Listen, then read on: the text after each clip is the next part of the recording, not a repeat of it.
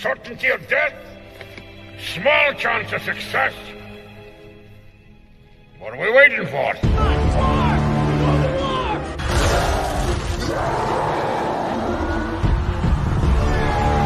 Fellas, I feel this is my lucky day. Brilliant.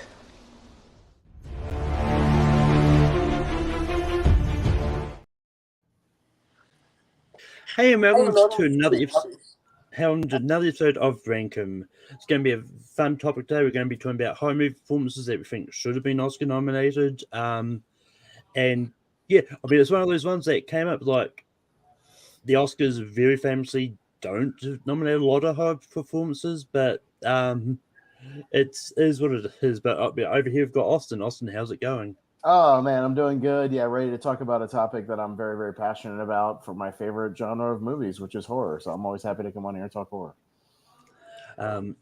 Richie is here. How's it going?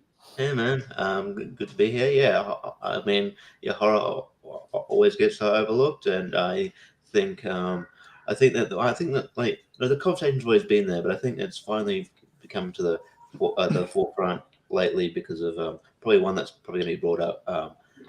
But yeah, I'm hoping maybe the kind of it changes in the future. But yeah, like there's a lot to choose from when you do a deep dive. So looking forward to talking about it. Mm-hmm. But we've also got Wolfman here. Wolfman, how's it going? Hello. Yeah, horror is my favorite genre. I am obviously, as the Wolfman, horror is my favorite genre. But no, I am seriously. I agree with Richie. Like it's been overlooked at the Oscars, and honestly, I kind of want because we have the Fangoria Chainsaw Awards, but they don't like televise. Like they're not super big televised awards. Like we need something like that for horror because horror is overlooked not just at the Oscars, but so many other award shows in general, and it's really unfortunate. So, but last but not least, we got Chad. Chad, how's it going? Yeah, it is time that we give credit where credit is due. God damn it! Mm-hmm. Horror for the win. Let's talk some great performances today. Yeah, hopefully we will prove it tonight with this discussion that horror not only is cinema, but horror performances can be Oscar worthy as well. If somebody unnerves you or disturbs you or makes you jump out of your chair, that is just as good a performance as if somebody makes you cry in a cinema. And it's high time the Oscars acknowledge that. And I think we will prove it tonight with some of these nominations, with some of our lists, that we can prove that these performances can stand toe-to-toe with some of the great performances, not just in the horror movie history, but I think in cinema history. I think we'll talk about that. But with that being said, how the show roots is each going to go around a roundtable discussion sort of thing, and each bring up a horror movie performance that we think should have been nominated. The one thing I'll add is if a performance may be part of a franchise, I can specify the movie from that franchise that is specifically relevant of like showing off that performance, then that'll be a good way to do it as well. But also I'm going to go to you first. What is your first nomination? I think my first nomination will perfectly set the stage for this conversation because I'm going to go back in the time machine a pretty good distance and talk about a performance that not only from one of the great horror movies of all time that really set the stage for a lot of other horror movies, but a performance that's literally the title character of the movie, essentially. And I want to talk about Psycho and the fact that Psycho was nominated.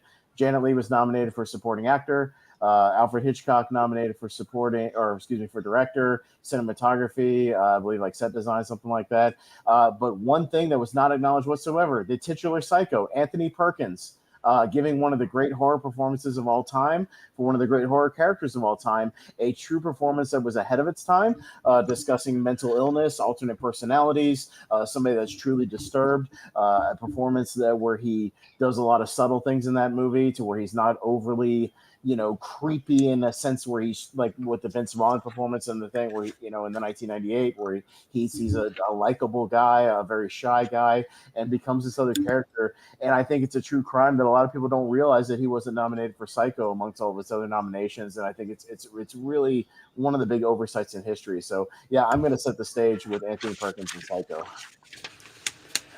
Richie, what do you say about Psycho? Yeah, I was expecting Austin to bring that up first. If he wasn't, I was going to bring it up next. It's insane. You'd think that he was, and gently was good, but she's, she's, it is weird. You can't. You, to have a movie called Psycho not actually acknowledge the psycho is quite baffling to me. And then she. And generally, it's good. She's in the movie like 20 minutes. I mean, it's good 20 minutes, but Anthony Perkins is phenomenal. He gives a chilling performance, and I think that it should have been at least acknowledged. Yeah, I absolutely it's a massive oversight. Wolfman, what do you say about Anthony Perkins from Psycho? Anthony Perkins, absolutely. That's a classic. The performance, I mean, the movie itself already inspired so many other movies, but so did the performance as well. And Anthony Perkins overall, I mean, like, this is his franchise. You could even argue Psycho 2 even. Like, his performance in Psycho 2 is like Oscar caliber. Like, he is just he plays this role so well. And it's just so creepy, but also like in a way empathetic. Like, he is a psychopath, but he's in a way like you feel sorry for him because he's mentally ill and that like he needs help, and he's just like the way that he plays it isn't just like a stereotypical psychopath. It's like it feels a lot more nuanced than that. So yeah, I absolutely hands down would say Anthony Perkins for Psycho. Chad, what you say about Anthony Perkins from Psycho? Yeah, I mean, I love we're going classics right out of the gate because I think this is one of those performances that just has informed so many other performances down the line. I mean, you have like what's his face in Split, doing the dissociative. Don't spoil identity. one of my other potential nominations, Chad. Like, well, I'm just saying, I'm not saying. I'm just saying, like it I know. it's down the line. But then you have also in one of the greatest horror films ever made, Scream. You have Billy Loomis talking about, that's the first like killer that he mentions that inspired his dreams to go on and kill and stuff like that. We all go a little mad sometimes. So it's a really phenomenal performance that should have been recognized. So yes. This was Rumbers. I looked at a few articles for this. I saw this on the Collider. I was like, "Oh yeah, Collider's definitely wrong." I'm just going to double check this, and it's like he was definitely not nominated. It's just weird. Because I don't know who was nominated that year. To be honest, there's a couple of performances I looked up from that year that I haven't even seen the movies. I haven't heard of the movies. Just things that definitely, looking back in the time machine, you're like, yeah, that's a massive oversight. It was a couple other. It was some known actors, but movies I'd never heard of. Like, it's just, or I haven't seen. Yeah. But so it's definitely an easy yes for me as well. So, Rich, we're going to go to you next. What is your next first nomination? Yeah, I'll sort of get the obvious ones out of the way, and then I can do the sort of the ones that sort of maybe you wouldn't think about. But it was on the thumbnail of this thing, and it's insane. Like, I think she needs to get a due eventually. She's a great actress, one of the best to come out of this country. I'm going to go Toni Collette in Hereditary. I think she's amazing in this movie. Like, she runs a gamut of human emotion. Like, she's just like as this first as I know that just kind of worn down mother, and then obviously this grieving mother when she's when her daughter like gets basically decapitated, spoiler alert, and then just the sort of raw performance, the kind of and at the end of the day that sort of that creepy performance, and you just really she brings the movie. The movie is really good, but she brings it to another level to me, and I think. Like, honestly, there are a couple movies you could say for her, horror movies genre you could say for her, but like, I think Hereditary. I think she should have at least been nominated, and so I think it's crazy that she wasn't. So yeah, I'm going Tony Collette and Hereditary. Wolfman, what do you say about Tony Collette for Hereditary? Absolutely hell to the yeah. This performance, to me, is one of the best performances of the 2010s in general. Like Natalie Portman in Black Swan, Joaquin Phoenix in The Master, and then it's like Toni Collette in Hereditary. Like those are the best performances of the 2010s. Like they are just outstanding for me. I think Toni Collette, like a snub. I get some people are like, "Oh, this thing was snubbed. This thing was snubbed." To me, a snub is something that should have won, and it wasn't nominated. And that to me is Toni Collette, because she should have won this category for the Oscars, and she wasn't even nominated. And that is a travesty. And so, fuck off Academy for that decision. I'm definitely going to say yes to Toni Collette. But Chad, what do you say about Tony Collette from Hereditary? Yeah, the righteous rage that's coming from Wolfman over there is totally justified because this was a phenomenal performance. I mean, this is one of my favorite movies of all time, in horror in general.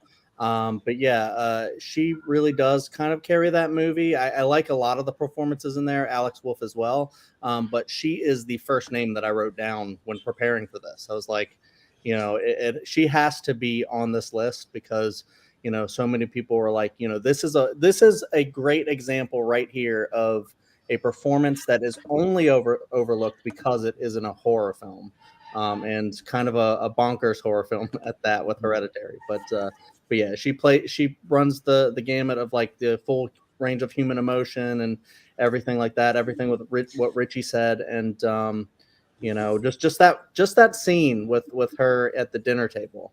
I think that alone should have won her an award. So there you go. I've seen my piece on this a few times. I do like Hereditary. I think it's fine. I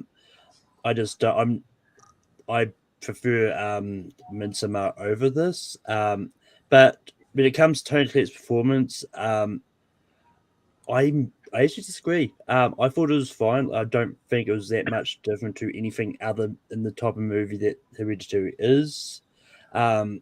So I'm going to say no. I mean, it's already made list anyway. But Austin, what do you say about Toni Collette from Hereditary? It's okay. We can all be wrong sometimes, just like we can all go mad sometimes. And Malcolm's just wrong this time. Because this is like a top 3 or top 5 for this list when we go to rank this thing. So Malcolm, I know you're going to put it at number 12. You're going to sit on it till we get to number 1, 2, or 3, and that's fine because we're all going to rank it in the top 3 somewhere. Because this is a top 3er of all time. This is one of the things. I know this and maybe another one that'll come up where there's been such an outcry from the horror movie community of the Oscars, because just think of the movie as this. If the movie didn't have the stuff it goes to in the final 10, 15 minutes, or some of that, it would just be this like kind of family movie. If it was some kind of family movie about grief, about a family breaking down, about them going through this kind of thing, they would have nominated the movie. They didn't nominate the movie because it has horror, as the subgenre of the title. Flat out. So people didn't watch it. A lot of them don't watch it because a lot of the Oscar panels and the people who vote on these things just don't watch horror movies. That's why these things don't get nominated. If they see it in front, they'll justify Silence of the Lambs by saying it's a crime movie, even though that's a horror movie. They'll justify certain ones occasionally by trying to reclassify them as something else. But this one, because it is, they just flat out didn't nominate it. And yeah, Toni Collette is an easy, like I said, top 3 or top 5 when we go to rank them 100%. So yeah, no, it's on my list very high. But with that, Wolfman, we go to you for your next nomination. So we mentioned Psycho. Mm-hmm. So I think now is time to mention my second favorite actor of all time, who he won for The Fighter, but man, should he have won for American Psycho, because this performance in American Psycho is nuts. It's wild. It's crazy. He is a psychopath, but you also feel for him in some ways there towards the end whenever you're trying to understand, was it all in his head or was it actually reality? Like, the way that he plays this role is just so charismatic and like layered that I was blown away watching Christian Bale on screen just do what he did. in American Psycho. So for me personally, I think American Psycho wholeheartedly should be in the top 12 of actors who should have been nominated for an Oscar for a horror performance, but unfortunately wasn't. Chad, what do you say about Christian Bale from American Psycho?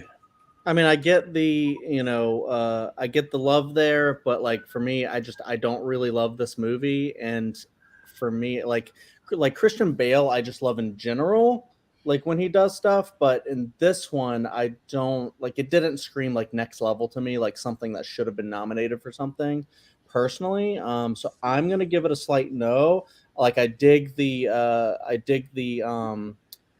passion for it. And if I get outvoted, that's cool. Because I do think it was a good performance, but I just personally wouldn't put it in the top 12. Yeah, this is one that I didn't put when I was doing the prep. I didn't put it on my list, but just because it's one American Psycho is one of those ones that, well, yes, thriller comes under the banner of horror, and like it's kind of tied into that. American Psycho is one of those movies that I personally don't consider it a horror movie. But I do think it's a good movie, and I was always going to say yes if it came up anyway because it was on list for this topic. But I just didn't put it on my list personally. So I'm still going to say yes to Christian Bale. So, Austin, what do you say about Christian Bale from American Psycho? American Psycho isn't one of my personal favorite like horror movies. Not one I've gone back to a lot. I go back to the movie just for the performance for Christian Bale in it because I think he absolutely owns every scene. He's doing things that I think people have studied and written papers on. Like people write term papers on this damn movie and this performance on all the different layers he's doing, all the different characters that are inside his own head when he's out, having his adventures or whatever you want to call them, with the call girls and things, and what he's doing behind those eyes. And I think he absolutely. We would not be talking about this movie if it wasn't for the Christian Bale performance. I think at the center of it, because again, I'm not a huge fan of the actual movie, but I will go back and watch his performance and just watch him work. Wolfman, like I said, I got a lot of nominations. It's on my list, so you get a yes, absolutely. So there you go. Yes. Richie, what do you say about Christian Bale from American Psycho? Yeah, no, I think I'm sort of with Austin. Yeah, like it's not something I go back to, but like it's not a movie. I mean, it's not a movie that like is up there for me in terms of horror. But like, yeah, his performance stands out, and yeah, it definitely changed the way I perceive the Huey Lewis and the News song "Hit to Be Square." I have to hear that song every day at work. It's on my work playlist, so I hate that song, but it works in the movie. You like Huey Lewis in the News? I love that. Yeah. So yeah, I would say yes. But for that, Christian Bale from American Psycho does make this list, and we go to Chad for the next nomination. Okay. Yeah, I'm gonna go with okay. We don't have a ton of like new ones, so I don't feel too bad going new. But I'm going very, very new. I'm gonna go Elizabeth Moss and The Invisible Man. This movie is one that I've just been a huge defender of just in general because it was one I saw like right before the pandemic hit, and I just like remember being blown away, and then I think this one just kind of got forgotten about. But like to me, this was like best picture material, like the movie in general, and I feel like a lot of it is because of her performance. You talk about like the greats, Toni Collette, and some others that we'll probably name that have been like very recent performances, and I think her name should be up there. She's also great in like Us and stuff like that. She's just a really good like horror performer, but like I think the next level that she brought to this movie was just that portrayal of like domestic fear, and that fear of even though she got away from her abuser, she always, just felt scared the whole time. And just going out to the mailbox to get the mail was like a big win for her. And she sells that, and she has like a really great arc in the film. And so it's really great writing, but I think she just sells that whole, comeback story with that performance. And yeah, I just think she crushed it in that movie. So, yep. That's my nom. Yeah, I remember seeing the Visible Man very recently.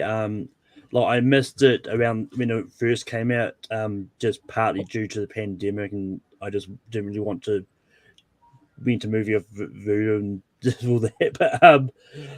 But yeah, I've seen it. I think the movie's fine. I like Elizabeth Moss's performance enough, but I don't think it should. But I don't think it should have been nominated personally. But so I'm going to say no.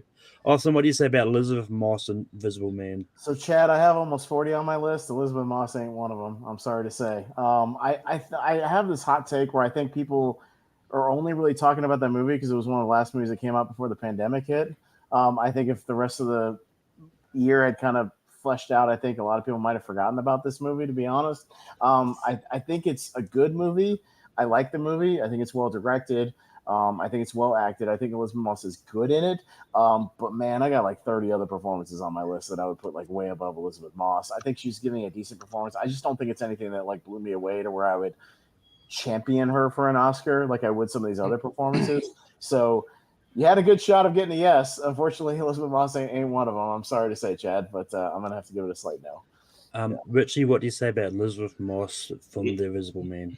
Yeah, she's good in it. She's really good, but I think it's maybe the problem is I think it's just almost it's almost, even though it came out maybe 3 years ago at this point. I think it's almost just too new for me to kind of consider it as sort of. I need to ruminate on it a bit. I feel like it's just too much of a new movie for me to kind of consider it to be an all time sort of performance. So. I'll say no, but I appreciate you bringing it up. Wolfman, what do you say about Elizabeth Moss from The Invisible Man? So this is actually really challenging because first off, I'm not actually that big on Invisible Man. Like I as everyone else, like a lot of people hail it as like a masterpiece. I think it's good, but I don't think it's like anything to like write home about really. But that movie does not work without Elizabeth Moss's performance. I think her performance does carry that movie, and she has a side of her that even the dog agrees. See, the dog is like yes. But no, I'm just she. You see this like complete like character from like someone who starts off as sympathetic and throughout the movie she is, because you feel so sorry for her, but then you also see this crazy side to her because no one believes her and she's just going nuts, and it's just like so she just can go and like full on as crazy as she could. So I would personally have probably said yes, but looks like we're kind of outvoted Chad, so that's right. Yeah. And honestly, I think had the Oscars not extended the eligibility for to end of February, I think Elizabeth Moss might have snuck in there just due to the movies that were out in that year. But they extended it a little bit, which opened up some room for like things like The Father and stuff that probably would have been the next year's Oscars. So. But with that being said, Toni Collette came up, so I'm going to bring up a actor from a movie she was nominated for, but this person wasn't, which I don't get. And I'm bringing up Bruce Willis from The Sixth Sense. I think about it.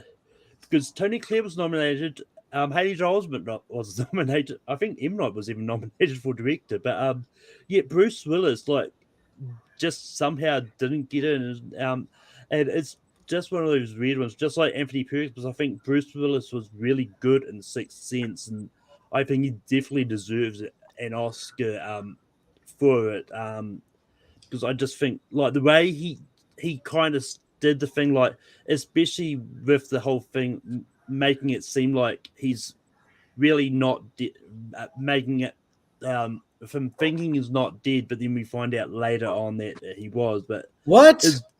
No, what are you talking about? Bro, I haven't seen The Sixth Sense. Well, Spoilers. But anyway, Austin, what do you say about Bruce Willis from Sixth Sense? So it's not as high on my personal list, but it's on my list, Malcolm. So you're gonna get a yes from me.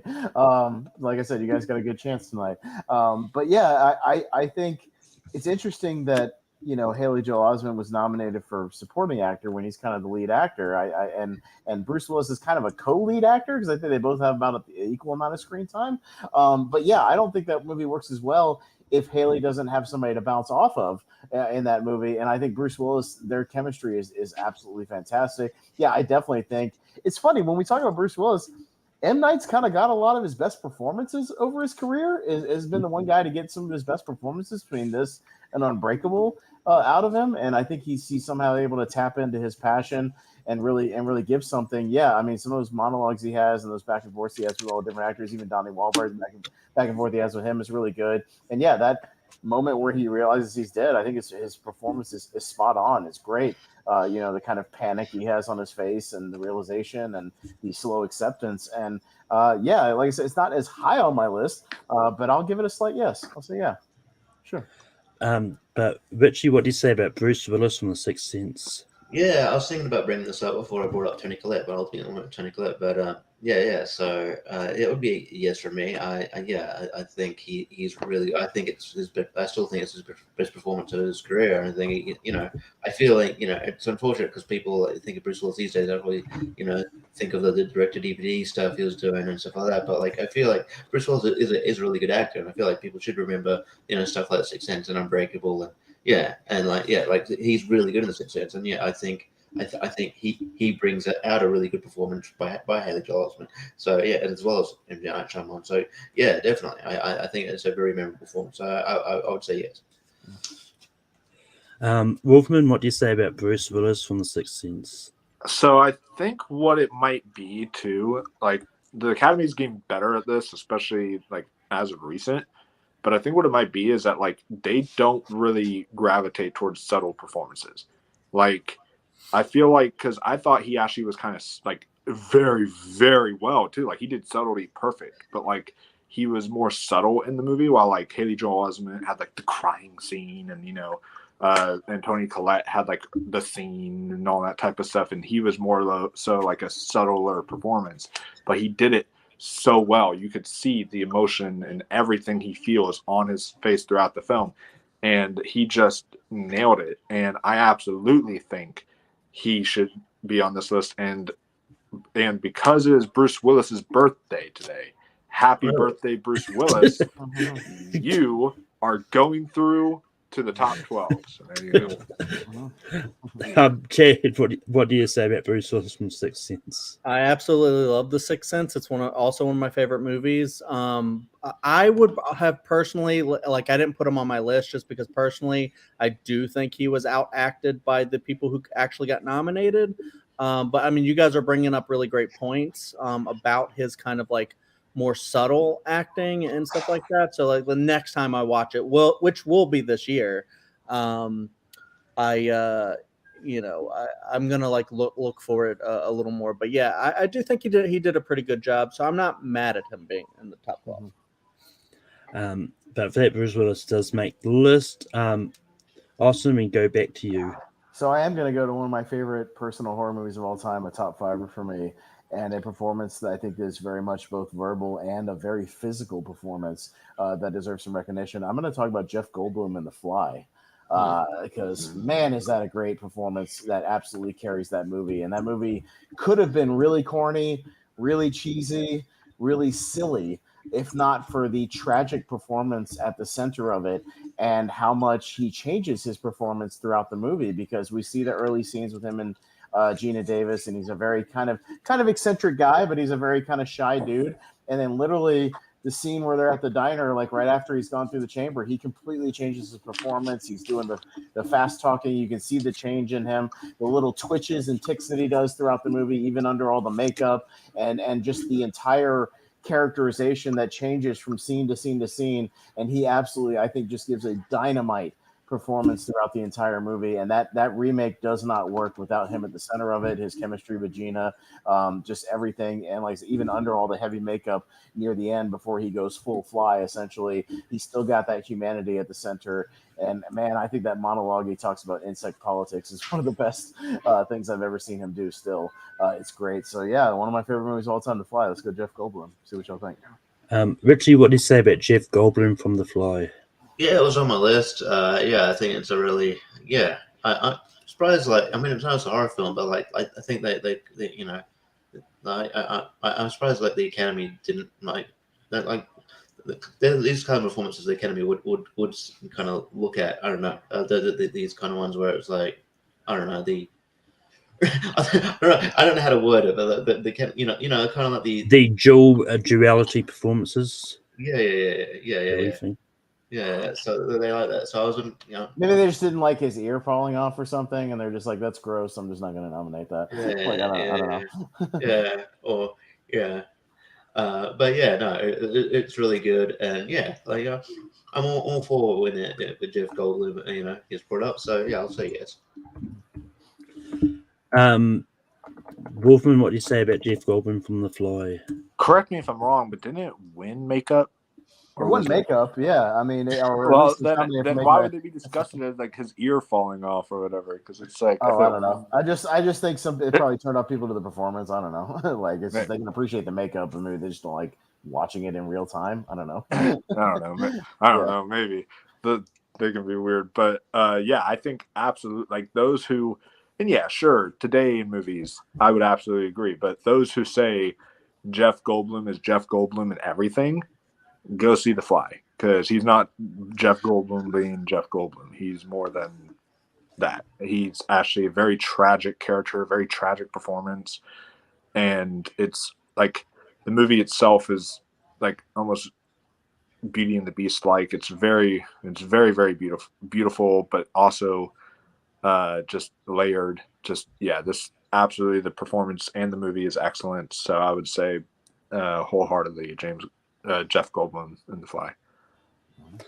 Chad, what do you say about Jeff Goldblum from The Fly?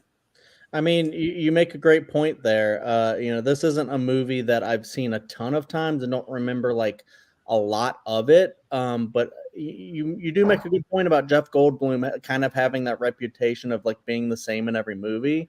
But then you do see, a different side to him in this movie, from what I remember. And the whole tragicness of the tragedy of the movie is sold from that performance. So yeah, sure. I think this should be on the list for sure. But yeah, I mean, this was done, especially with the 80s.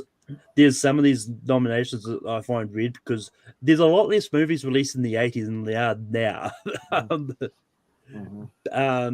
But yeah, I just for fun, I looked up see who actually was nominated. You had Paul Newman for The Color of Money, Dexter Gordon from Round of Midnight, which I have no idea what that is, Bob Hoskins from Mona Lisa, William Hurt from Children of the Lesser God, and James Wood from a movie called Salvador.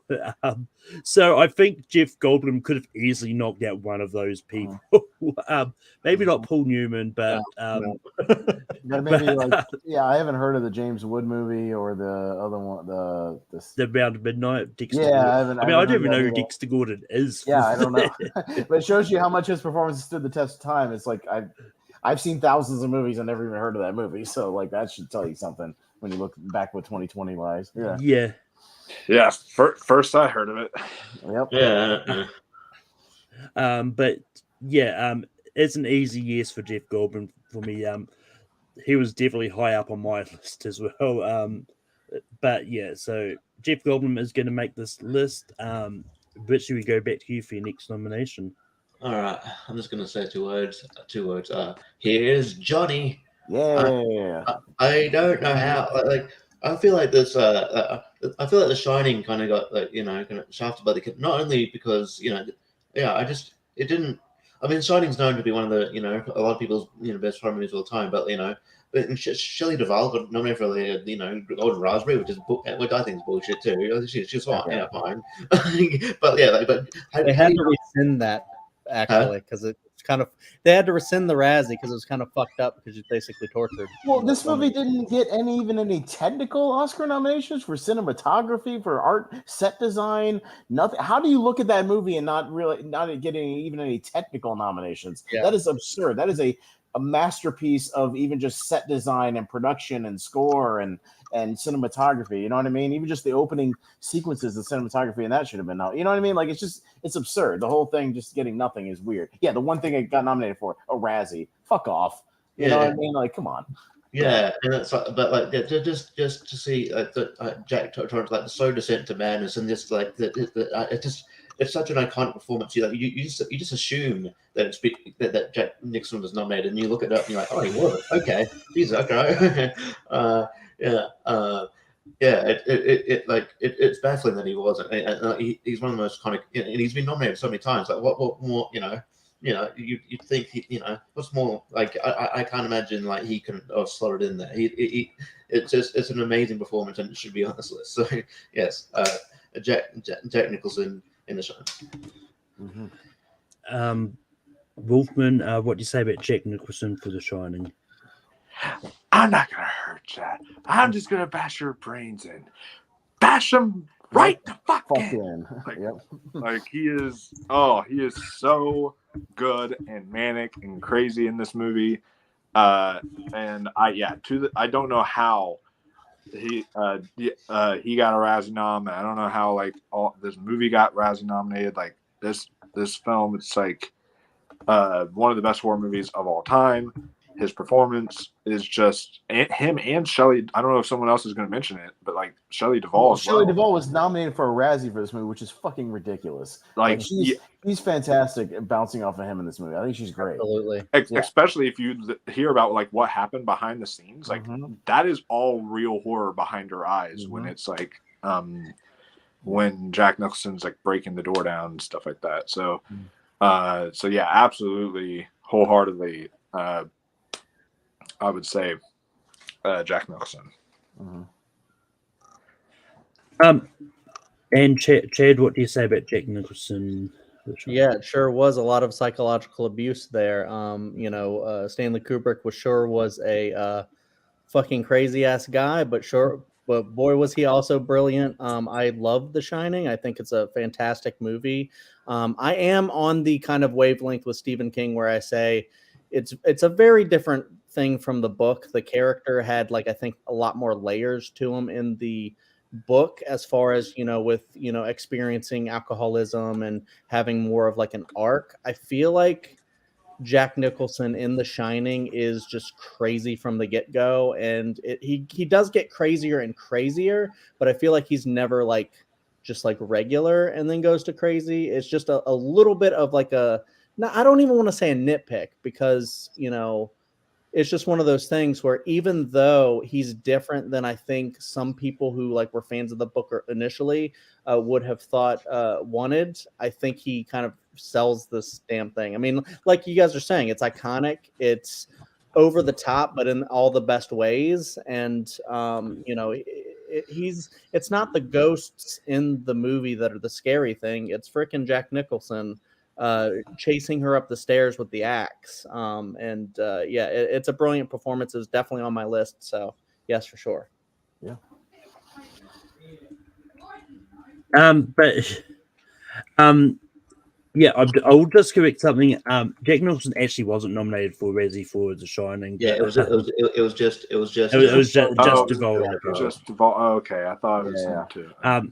Although the Razzie, the Razzie did rescind that Oscar nomination 2 years after the fact because of the trauma and stuff that she went into.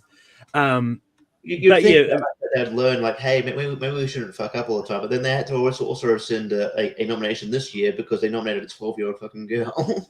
Yeah, and then they made them, and then they made the organization win worst actress. Which, but Jack Nicholson. But with Jack Nicholson, I mean, I did put him on my list, so he's still going to get Geddes from me. But it's one of those ones that was really low down on my list. Just because I do have a lot that's higher above, but I don't want being on the list. I do think he did deserve to get nominated. But yeah, so it's a yes for me. Austin, what do you say about Jack Nicholson? 100%. This one's high up on my list. One of the first probably 10 or so I put on my list. Yeah, Nicholson he's unhinged, but like Chad said, it's in kind of the best way. Like it's almost the opposite of the Psycho performance, where it's not as subtle, obviously, as Norman Bates. I mean, he goes full on psychotic in this movie, but it's also the people getting into his head and kind of pushing that out of him, because he's not like that completely in the beginning. He's very quiet and very, very small in the beginning of the movie. But yeah, it's a true thing of human horror. It's not her being chased by ghosts or chased by spirits or things like that. It's how far the person can go. So Jack Nicholson is 100%.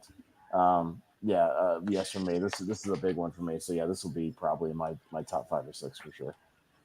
But that Jack Nicholson does make the list, and just for reference, just because I got it up, but nominated in this year, we had Robert De Niro for Raging Bull, Robert Duvall for The Great Santini, John Hurt for The Elephant Man, Jack Lemmon for Tribute, Peter O'Toole for The Stuntman. I think at least one of the other, like John Hurt, I think Robert De Niro, I think goods deserve to be there. I think we could probably knock one of the other 3 out for Jack Nicholson easily. Yeah. What's the owner of The Great Santinis? It's a movie starring Robert Duvall. Again, they bring up these movies, and it's like movies I've never seen, never heard of, which should tell you how much they've stood the test of time. But like, we're still talking about The Shining over 40 years later. The performance, the direction. People are making goddamn documentaries about this movie, breaking down even where things are placed, within the camera. I mean, just that should tell you, like things that stand the test of time. I feel like the Oscars, like, they're notorious for that. Like, I don't even remember what movie fucking beat It's a Wonderful Life, but like nobody even remembers the movie that beat It's a Wonderful Life or like Best Picture. Nobody remembers the movie that beat Citizen Kane either in like 1941. Yeah, you know what I mean? Like, yeah, it's weird. It's like nobody remembers the guy that got drafted a draft before Michael Jordan, whatever his name was. Yeah. But with that, we go back to Wolfman. Wolfman, what's your next nomination? So this one, I went with a more, not classic, but more like modern classic kind of performance earlier. This time I'm going to go more with a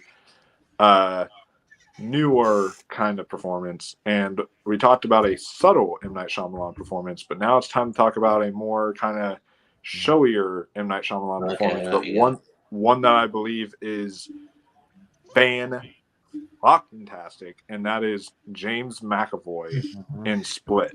The way that he plays multiple personalities and can just do it on a dime like that, like he absolutely killed it. And I would have easily taken out Denzel Washington that year and put in James McAvoy for this movie, because he just was on another level, and you knew this guy was psychotic, but at the same time you felt this like emotional pain, because the real guy inside, he didn't want to do any of this. Like whenever the real guy comes out, Kevin, he's actually like you feel very sympathetic towards him. You barely see Kevin in the movie. He's buried most of the movie. Yeah. But you do see him in like one scene. Mm-hmm. But when that one scene happens, like you're like, oh wow, this is like really emotional. And he goes to gets to such a range I've never seen James McAvoy go before. And he's a great actor. But like this is like another level. And so I think it was a crying shame, this movie. I know it came out in January, but that doesn't matter. It was a crying shame. I mean, Everything Everywhere All at Once came out in February, so it doesn't matter anymore. Exactly. It's a crying shame that this movie did not get nominated for James McAvoy. So. But Chad, what do you say about James McAvoy for Split? I'm not like crazy passionate about this movie and this performance, but I do really like it, and I do think that his performance as wait, is it Haley Steinfeld in this? Yeah, Anya Taylor-Joy. Anya Taylor-Joy. I always get those two confused for some reason, and which is weird because they're very different. But yeah, both of those performances I think were pretty incredible.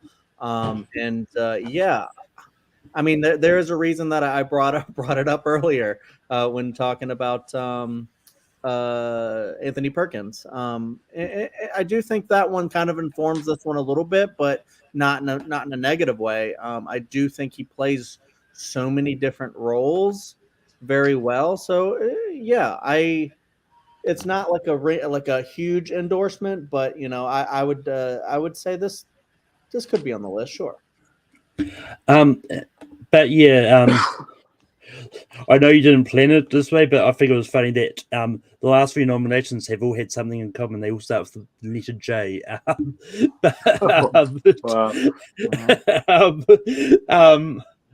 But yeah, I'm yeah. looking at my list to see if I got at least one other J.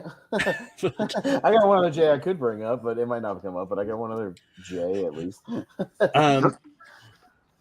But yeah, I mean, this is one of those ones like, and I will, and I've said this on our Oscar show. We do. I think we should just throw out the idea that just because it's released too early in the year, it's not gonna get nominated, because in the same year, but you did also have Get Out nominated in this year, which came out in February of 2017. Yeah, 17. So I think of late, it's kind of one of those things like coming out early in the year is not a disqualification for getting a chance to be nominated at this point. And it, but yeah, James McAvoy's Split, I do think is a really great performance. Like, I still believe that James McAvoy must have been at least the 6 or 7 in this year to get in there. I also probably would have knocked out Denzel for Roman J as well. And but yeah, so it's going to be yes for me for James McAvoy. Austin, what do you say about James McAvoy? Yeah, this one's high up on my list. The way he's able to turn on and off the personalities in the movie is astounding. Like, and each one is completely different. There's not one that's similar. I mean, we only even get a glance at, he has what, like 20 personalities or 24, something like that. And we only get a glimpse of a few other ones. I mean, we mainly get Dennis and Patricia and the kid, I forget his name, but mostly those. But I mean, there's even a scene, Wolfman, where he goes to the therapist and it's Dennis pretending to be one of the other personalities. That's some layered shit, dude. Like, that would have been his Oscar clip. That's what I mean. That's the Oscar clip right there, where she figures out that it's Dennis pretending to be one of the other personalities. Holy shit, man, that takes some talent to play that. Like, that's great. And he's every scene he steals it. As much as whether you like Glass or not, he steals every scene in Glass. Like, he's doing just as good there as he did in Split. And this performance 100% should have been. I'm not saying you had to shoehorn the movie into Best Picture or whatever, but yeah, over Denzel Washington, 100%, he should have been that fifth one. This performance is excellent. Again, if it wasn't classified as horror, it was just a study on multiple personalities and character, and he wasn't kidnapping people or whatever, and killing people. Like, they would have nominated this performance. It's only because it was a horror movie. That's the only reason. So yeah, 100% for James McAvoy. Absolutely. Richie, what do you say at James McAvoy? Yeah, absolutely. This blew me away. I thought this. I mean, the movie is fantastic, but he brings it to another level. I still think about that performance from time to time. I think it's one of the best horror performances I've ever seen, to be honest. I think it's fantastic. I think he should have been on it. Yeah, not Duncan Denzel. He's one of the best actors of all time. But yeah, no one remembers Roman J. Israel. So you could have taken it out for that. I think he deserves his flowers. He's amazing. He's amazing in this movie. So yes, I would say yes. But And if that, James McAvoy does make the list. Chad, who's the next person starting with J? You're probably going to bring up. It's not starting with J. Wait, nope, it's not starting with J. But I didn't get my last one on there. I thought that might have been a shoo-in, but I forgot maybe I'm just like really high on that movie, which is fine. But I'm going to go with another one that might not make it because I do think it's a little bit of a, I don't want to say a stretch because I so think this is just a phenomenal performance, but it's one that I don't think you would normally think of when you think of like Oscar stuff. But honestly, that's what we're trying to do right now. We're trying to like say horror in general and performances like these should be considered. And that's what I'm making an argument here for. And I'm going to go with one of my favorite movies, Scream. I knew you were going to say Scream. And I'm going to go with Matthew Lillard. Don't do this. This is what I'm doing. I put it on my list and then I was like, will anybody agree with me? Probably not, but I want to talk about it. I think if you look at this movie, it is a next level movie and it did reinvigorate horror or slashers, I mean, just in general, but like for Stu Macher, I just think like he's the one. If I had to think about anybody that just elevates that movie to just a whole other level, it is Matthew Lillard. It is why like I've always kind of wanted to see him come back in the Scream films just because I adore that performance. It's like probably my top level performance in the whole franchise. And yeah, no, he's going over the top, but I think it's just like incredibly done. It's like, to me, it is on the same level as like a Jack Nicholson going all out crazy. You know, that's Stu Macher. I know it's like not the typical thing. You know, we can go all vanilla basic if we want, but this is what I'm trying to do, thinking outside the box. So I already know Austin's going to say no. It's fine. You know, but yeah, this is one I absolutely love. And I was like, you know what? Do I go with a more conventional one or do I go with one that I think, and I might be proven right here, is overlooked, you know, and is probably always going to be. So I appreciate the effort. So the funny thing is, when I was doing research for this, Matthew Lillard popped up on so many different damn lists. Oh my God. Richie and I talked about this after one of the show the other night. We'll get to it, but yeah, we talked about this. Yeah. But yeah, I mean, it's one of those ones that that I didn't think about at first, but then I did actually recently rewatch the Scream movies, and I thought, no, I actually do kind of see it. Like I think Matthew Lillard is great as Stu. And so I did put it on my list. It is low on my list. I'm going to say yes. Austin, what do you say about all Matthew the best Lillard lines are his? I think the Scream movies are good, but I don't think they're remembered for their acting chops. I'm just going to be honest. I don't think any of the acting in any of the movies is particularly like Oscar worthy or Oscar level. I don't put this in the same vein as a James McAvoy or a Nicholson or a Perkins. I don't think he's doing anything near that level. I understand he's fun. It's a fun performance. He's doing exactly what he's asked to do, is to just be an over-the-top teenager. But even it goes to my problems that I have with some of the Scream movies, and that when they're revealed to be the killers, they take it to another level of over dramatic acting that I have a problem with. Like, it's like they turn it up to 11, and I don't think in the best way. I mean, I can't put him going, I'm freaking dying over here, man. You stabbed too much up against anything else on this list. Like, we all go a little mad. So I'm sorry. I can't do it. I vehemently disagree. I saw this on all these lists. I could not disagree more. I think it's a fun performance. It's a fun movie. I don't think the Scream movies are particularly known for their acting chops, and neither is this performance. So I'm going to say harsh no on Matthew Lillard. Richie, what do you say about Matthew Lillard from Scream? Yeah, I'm gonna have to say no. Just I don't think they're yeah. I just don't. I just can't put. I just can't put it on the same list as, you know, like your Tony Collette or anything. It's just not. Yeah, it's good. He definitely. I think he's definitely one of the better ones in the movie. I would agree there. Maybe I'd argue that maybe it's either him or Jamie Kennedy that's the better. But yeah, I wouldn't argue for Jamie Kennedy being on this list either. yeah, like yeah, I don't know. Yeah, he's yeah, like Austin said, he's doing what he's asked. But yeah, I don't know. Yeah, to me, it's not an Oscar level performance. But yeah, I appreciate you bringing it up, and I thought it would be bring up because yeah, it was definitely when I did my research, it was on a lot of lists. So, but I'm gonna say no, but I appreciate Chad bringing it. Wolfman, what do you say about Matthew Lillard from Scream? So I will give you this, okay?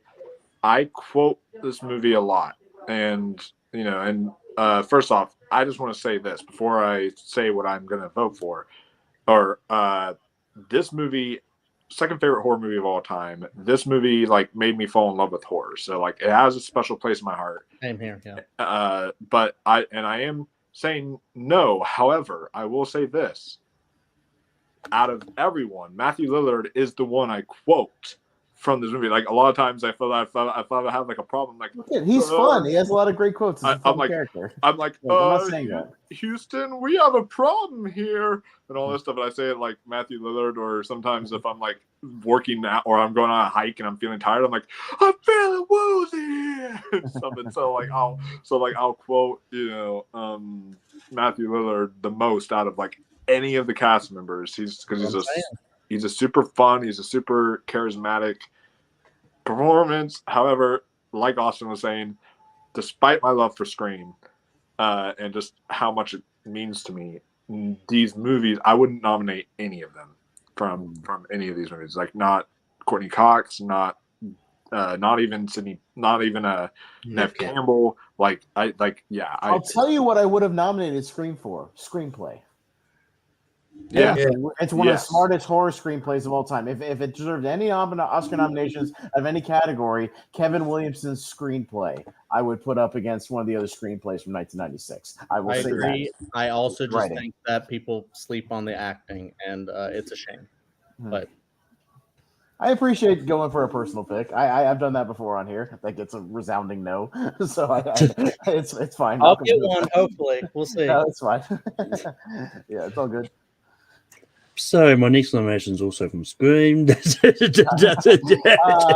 Ulrich, man, I tell you. No, I mean honestly, if the Oscars would nominate voice acting, I'd say Roger Jackson, the actual voice. Yeah, why not? Sure. Who I found out recently also voiced Mojo Jojo. But no, in all seriousness, Chad, you got 40 opportunities. You gotta name one of them. Come on, Chad. I'm begging you. In all seriousness, my next nomination is going to be interesting to see, because like there has been times in the Oscars to nominate a really weird character performance like Johnny Depp for the Pirates movies and stuff like that. But one thing that baffles me is that not once they will nominate Robert Englund for Freddy Krueger.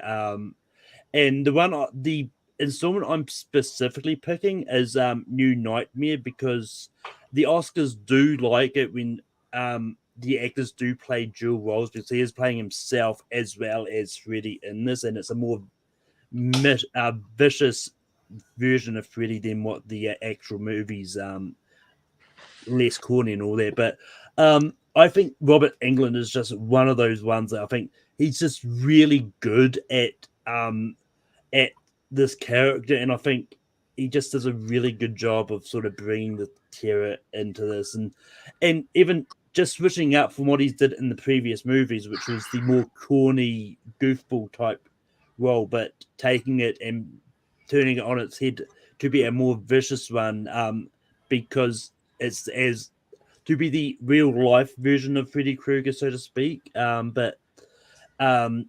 So I don't know how this is going to go, but I think Robert Englund should be nominated for Freddy Krueger. Yeah, awesome. What do you say? No, I don't think Robert Englund's ever given an Oscar-nominated performance for anything like Oscar-worthy performance. I think he's good for what he's asked to do as Freddy throughout the series. I think it's a great character. I think he's sufficiently creepy in scenes. I think he's sufficiently funny in certain things. New Nightmare in particular, he doesn't have a lot of screen time, but he still throws out a couple of corny things. I don't think changing whatever he's playing, Demon Freddy or whatever they call him in that movie. It's like I don't even remember particular stuff he does in that movie. To be honest with you, he doesn't give me that vibe, and I don't think there's anything in any of the Nightmare movies that, in general, that I would say is amazing. It's kind of like the Scream movies. It's like I like the movies a lot, and I like the franchise, but I don't think they're being heralded for their great acting performances in the movies. So I'm gonna say no. It's not on my list to Robert Englund and New Nightmare. Richie, what do you say about Robert Englund? I appreciate you bringing it up, and like he's really good at playing his character. He's creepy and stuff. I just don't think it's an Oscar level performance. He'll go down as one of the one of more iconic horror actors. But he is Freddy, like he is that character. But as far as an Oscar level, I don't see it. I think it's almost and especially New Nightmare. I almost think it's too corny to be an Oscar. I don't know. So I would say no. Wolfman, what do you say? Wolfman, what do you say about Robert Englund? So first off, Freddy, out of the big three, I've always been a Freddy guy. Freddy has been my favorite. That's just, I think, for nostalgia's sake, like I've always loved Freddy Krueger, so I would get that out of the way now.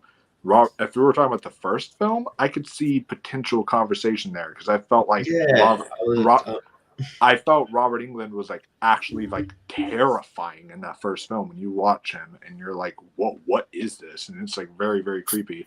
Well, I feel he's a little bit more kookier as the franchise goes along. And I just didn't like Freddy. I've always felt like works best when he's a terrifying presence. So to me, that's why I don't think I would put through personally him for New Nightmare specifically. Chad, what do you say about Robert Englund from New Nightmare? Yeah, I guess I'm different. I would have went with you there, Malcolm. I was seriously thinking when making my list, like Freddy Krueger should be on there, just because like no one's ever done that before, where they took a character like that and just became bigger than his own franchise and just like the biggest thing ever. And I know that's not what we're arguing here, what we're trying to make a list of. But I think if you look at the performances of Robert Englund as that character, you don't get better than the first movie and the New Nightmare. And I think with New Nightmare, he is showing like just kind of a very different side, like New Freddy or Super Freddy, whatever it is. And then you have him also playing himself and the whole, guy who's, in the stardom. And then, Heather Langenkamp is kind of like pushed to the side, which actually mirrors real life and stuff like that. So I think he is really playing kind of a next level thing there while also having to play the villain counterpart. So yeah, I would have said yes, because I do think, he just embodies that. So, but yeah, not everything can make it. It's one of those. Like, I knew it was going to be a stretch bringing this one up, but I thought, well, why not?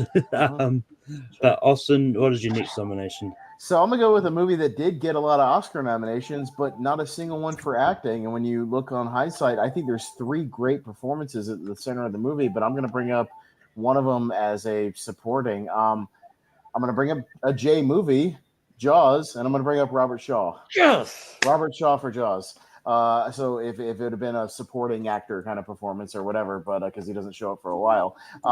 But yeah, you can't watch the USS Indianapolis monologue scene and go, how the fuck was he not nominated for at least supporting actor? That's insane. And Jaws in general, I honestly, and I saw Chad saying yes, but I could have nominated Roy Scheider or Richard Dreyfuss or Robert Shaw. I think they're all fantastic in that movie. So I had to kind of pick, but if I had to go with one, I go with Robert Shaw mainly because of the Indianapolis speech. He's just such a strange character, but like he brings that, like he's half drunk, but like he's got this mission, but he changes his mission. He's just his chemistry with everybody. He's just such a unique character that when you see the movie, you can't forget it once you've seen it, and you especially can't forget those sequences that he does. And I just think he absolutely, it's a tough thing to nail, because again, there's certain scenes in that movie that wouldn't come off as well if it wasn't for the great performance, especially that Indianapolis speech. It could come off very, very wrong, and he has it very, very right. You see the pain in his eyes, you see the memories that it brings up, and it just speaks so much to his character and how much people have studied this performance and studied that monologue. So yeah, it's kind of hinging on one big scene, but I think the rest of the movie is great too. So yeah, I'm gonna say Robert Shaw and Jaws as Quint. I really hope this is not starting a chain of Roberts now. but Reggie, what do you say about Robert Shaw from Jaws? Sure. Yeah, I had Jaws on my list twice just because I couldn't decide whether Robert Shaw or Rob Schneider. I was just gonna figure it out once they came to me. It's like that one. So yeah, I'm happy with either. So yeah, I definitely yes. But yeah, I would have been happy with Roy Scheider as well. Yeah, so it's baffling that this didn't get any acting nominations. I think the acting nomination is what makes the movie. I mean, and the tension obviously, but the characters are what make that movie. You're invested in those characters. I did not nominate the acting because that's what you're invested in. yeah. So yeah. It's kind of crazy. It's sort of it's quite meant. It's sort of like how it's also like how like Lord of the Rings has got all those nominations, but hardly any for acting. That's mental. Anyway, his performance is amazing, and it elevates the movie to another level that otherwise it would. I don't know. I think it's great. So yeah. Absolutely, yes. Wolfman, what do you say about Robert Shaw for Jaws? So I find it funny that all three of the actors are our names in this movie. Roy Scheider, Robert Shaw, Richard Dreyfuss. Yeah. But I mean, my personal two favorite performances in this movie are Roy Schneider and Richard Dreyfuss, just because those are the ones that I feel like you follow more, I guess, and they're but he's in this movie for a good chunk of the film. And when I watched it, he a lot of actors, I don't know, they can't play drunk well. And Austin and I, we can tell you from our drinking game that he plays drunk really, really well in this movie. And so I think that he absolutely deserves it. I will, and I'm even saying that knowing that Dana Carvey might have ruined this performance for some people in Master of Disguise. But you know what? I don't care, because I will go. I would say yes. But Chad, what do you say about Robert Shaw for Jaws? I think he showed his hand already. Yeah. I know I screamed earlier in excitement, but there's a reason for it. I adore this performance. Obviously, I do think it's the best one. I think this is just one of the greatest performances I've ever seen, period. So for me, this is going to rank very highly because it seems like it's going to make it. This is Robert Shaw is a British actor who does Shakespeare plays and stuff like that, and he's this character too. I'm he just becomes entirely become another person, right? He becomes underrated classic, by the way. He becomes a different person. The choices that he makes when he just starts mumbling all of his talking out of the side of his mouth and mumbling the whole speech. And I don't know, just everything that he does in this movie is just a completely different character. He makes this movie. Yeah, it's that one speech, but a lot of the Oscar movies have those one speech that they show. One, kind of monologue or whatever that they show during the clip. So hell, literally Kathy Bates was nominated, and Richard Jewell for like literally only like one monologue that she had. Yeah. Ned Beatty was nominated for Network for one scene for That's one right. monologue. One monologue, one scene. So was Judd. So was Judd. Judd Hirsch, one scene. Yeah. No, so and fucking Robert Shaw is in half of Jaws. I mean, he has way more screen time. absolutely. And he makes the movie for me. I love that performance so much. It's why one of the many reasons I keep coming back to Jaws. And what a travesty he wasn't nominated. It's so weird, especially looking at all the other performances that are in there. I'm like, again, some that I've never seen, I've never heard of, and it's like Jaws gets nominated for picture, but not Steven Spielberg for director. Right? Like, it's a lot of weird stuff going on there. I don't know. Love it. Yeah. And I mean, I have not heard of the movie that won, which was The Sunshine Boys with George Burns for supporting actor. How does Chris Sarandon not win for Dog Day Afternoon? No. Never even heard. That's a great performance too. Yeah. So Robert Shaw was nominated, but it's for one of Malcolm's favorite movies, A Man for All Seasons. That was on his list. A movie, a Broadway thing, So go figure. I don't know.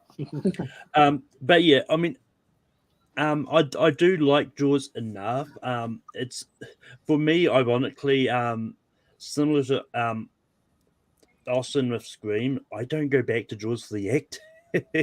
I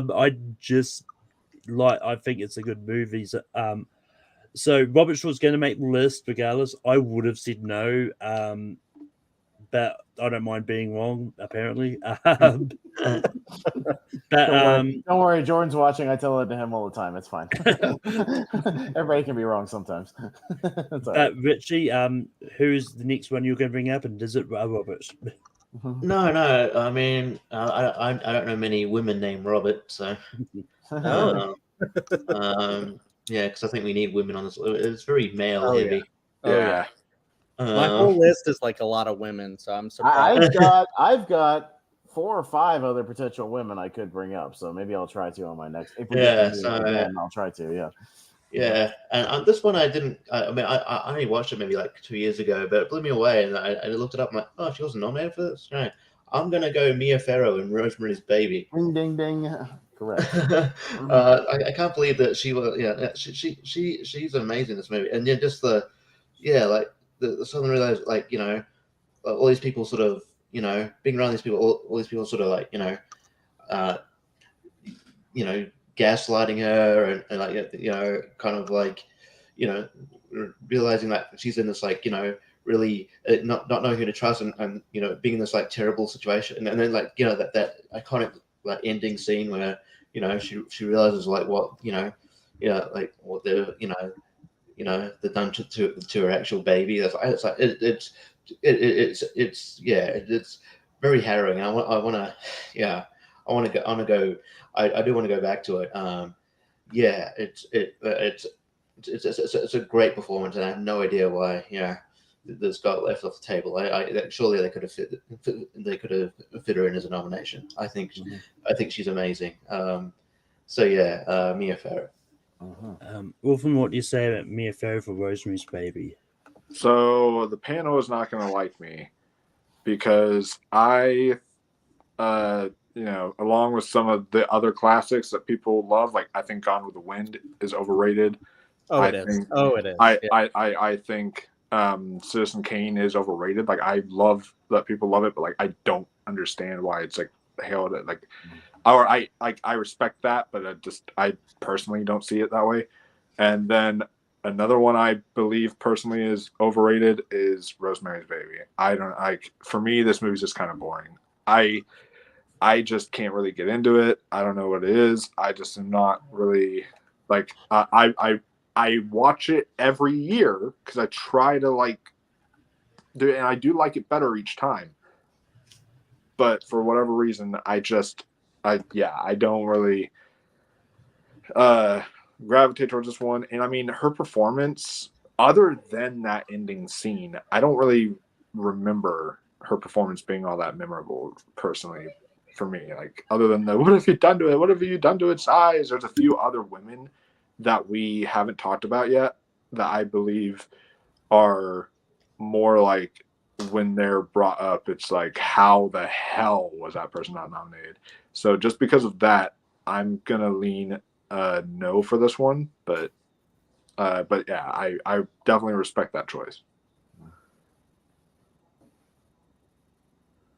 I can't hear him, but I'm thinking it's one to me. So Malcolm's mic is off. But yeah, Chad, what do you say about okay, yeah. I'm a professional co-host, so I got your back, Malcolm. Chad, what do you say about Mia Farrow and Rosemary's Baby? Yeah, no, I can see where Wolfman's coming from about this kind of being more of like a slow burn movie, but like, I mean, that's a lot of what we get these days, and I don't think like that would be any different. Like, there's just a lot of like, I think, say what you will about the man, but I think Roman Polanski does direct women really well. Like, you have Rosemary's Baby and Tess and stuff like that. Even I think The piano. but then also like Chinatown. He's like next level with directing acting performances, and I think like I've only seen the movie once, so I'm trying to go off of memory, but I remember it being like a big like kind of like psychological like performance. It's kind of like the one actress in Gaslight that like the whole movie is just being totally like psychologically abused, and I think she really sells that the whole movie. So I don't know. It might be like a little over the top at the end with that like final line or whatever, but I think like the whole movie she's delivering. So and I think without her performance, it's not as good of a movie. So yeah, I'll say yes for this one. Yeah. I just haven't seen Rosemary's Baby, so I've got no frame of reference for this. I've seen a couple of clips, but just not enough for me to confidently say yes on. So I'm just going to say no. But also, what do you say about Rosemary? Mia Farrow for Rosemary's Oddly Baby? enough, I'm actually kind of in Wolf's camp about Rosemary's Baby as a movie overall. I'm not super into it. I've seen it 2 or 3 times. I'm not into the overall movie, but the topic of this is performances in horror movies. Her performance is exceptional in Rosemary's Baby, and what she's going through, she absolutely, like Chad said, sells the trauma of what she's gone through. She sells the how everybody, like Richie said, is gaslighting her the entire movie, and she's trying to explain what's going on and nobody's listening to her. She sells the eccentric, erratic nature of what she's gone through and how she's trying to deal with this and figure things out. I think she's the centerpiece of that movie. And yeah, without this performance, that movie doesn't even work as a movie. And I will go back and continue to watch it for Mia Farrow's performance. She's one of the females I have on my list, so I will absolutely say yes to Mia Farrow. Yeah. But with that, Mia Farrow does make this list. And we go to Wolfman. What is your next nomination? Sticking with the trend of females right now, this one probably none of the panel has seen. Some of them may not even heard of it. Okay. But you know what? I'm gonna shoot my shot. I did that with a girl, and I got a girlfriend because of it. shooting your shot works, folks. So I'm gonna try to do that.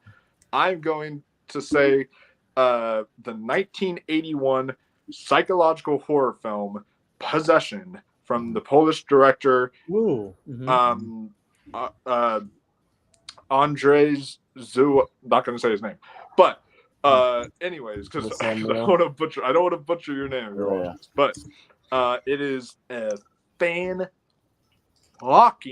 movie and a fantastic performance from like revolutionarily fantastic performance from Isabel Adjani. That's how I'm going to say her name. I don't know if I'm pronouncing it right, but she talk about a physical performance. The subway scene, all you have to do, you don't even have to watch this movie. Literally just Google subway scene Possession and your mind will be blown. Like the physicality she puts into this movie is just unreal. And she even won, fun fact, she even won the best actress at the 34th Cannes Film Festival. So that's already a big award that she won. And I cannot believe she was not nominated for an Oscar for this movie because she steals every single scene. And just the emotional range she has to go to, just how like just crazy she gets. Just, oh my goodness, this performance.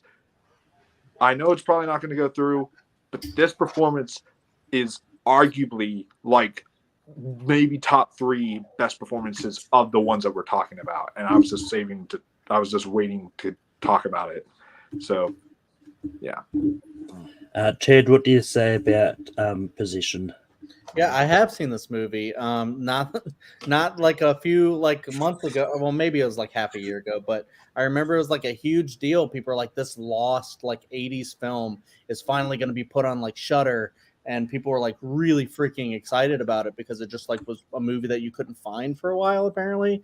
But yeah, people were lauding it for like its acting and just kind of like a very inventive horror film, like kind of like Giallo-esque.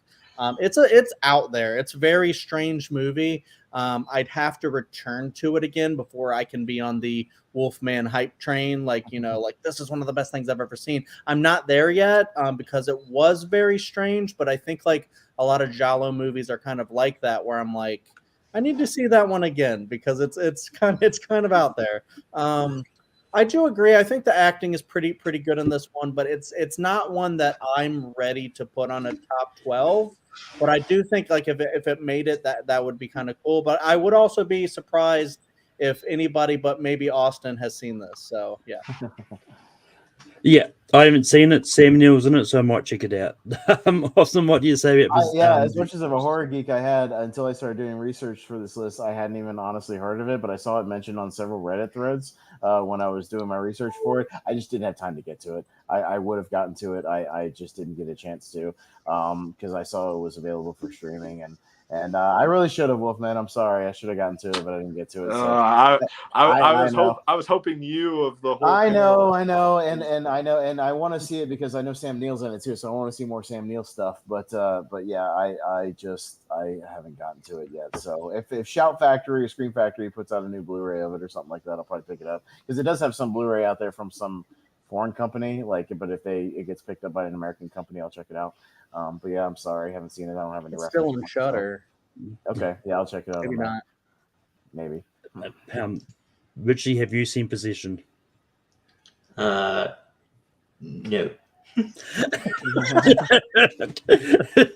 Wolfman was right. Except me. Yeah. But yeah, and last thing I'll say is Sam Neill has just been diagnosed with blood cancer. Well, that was if you read into it, like he's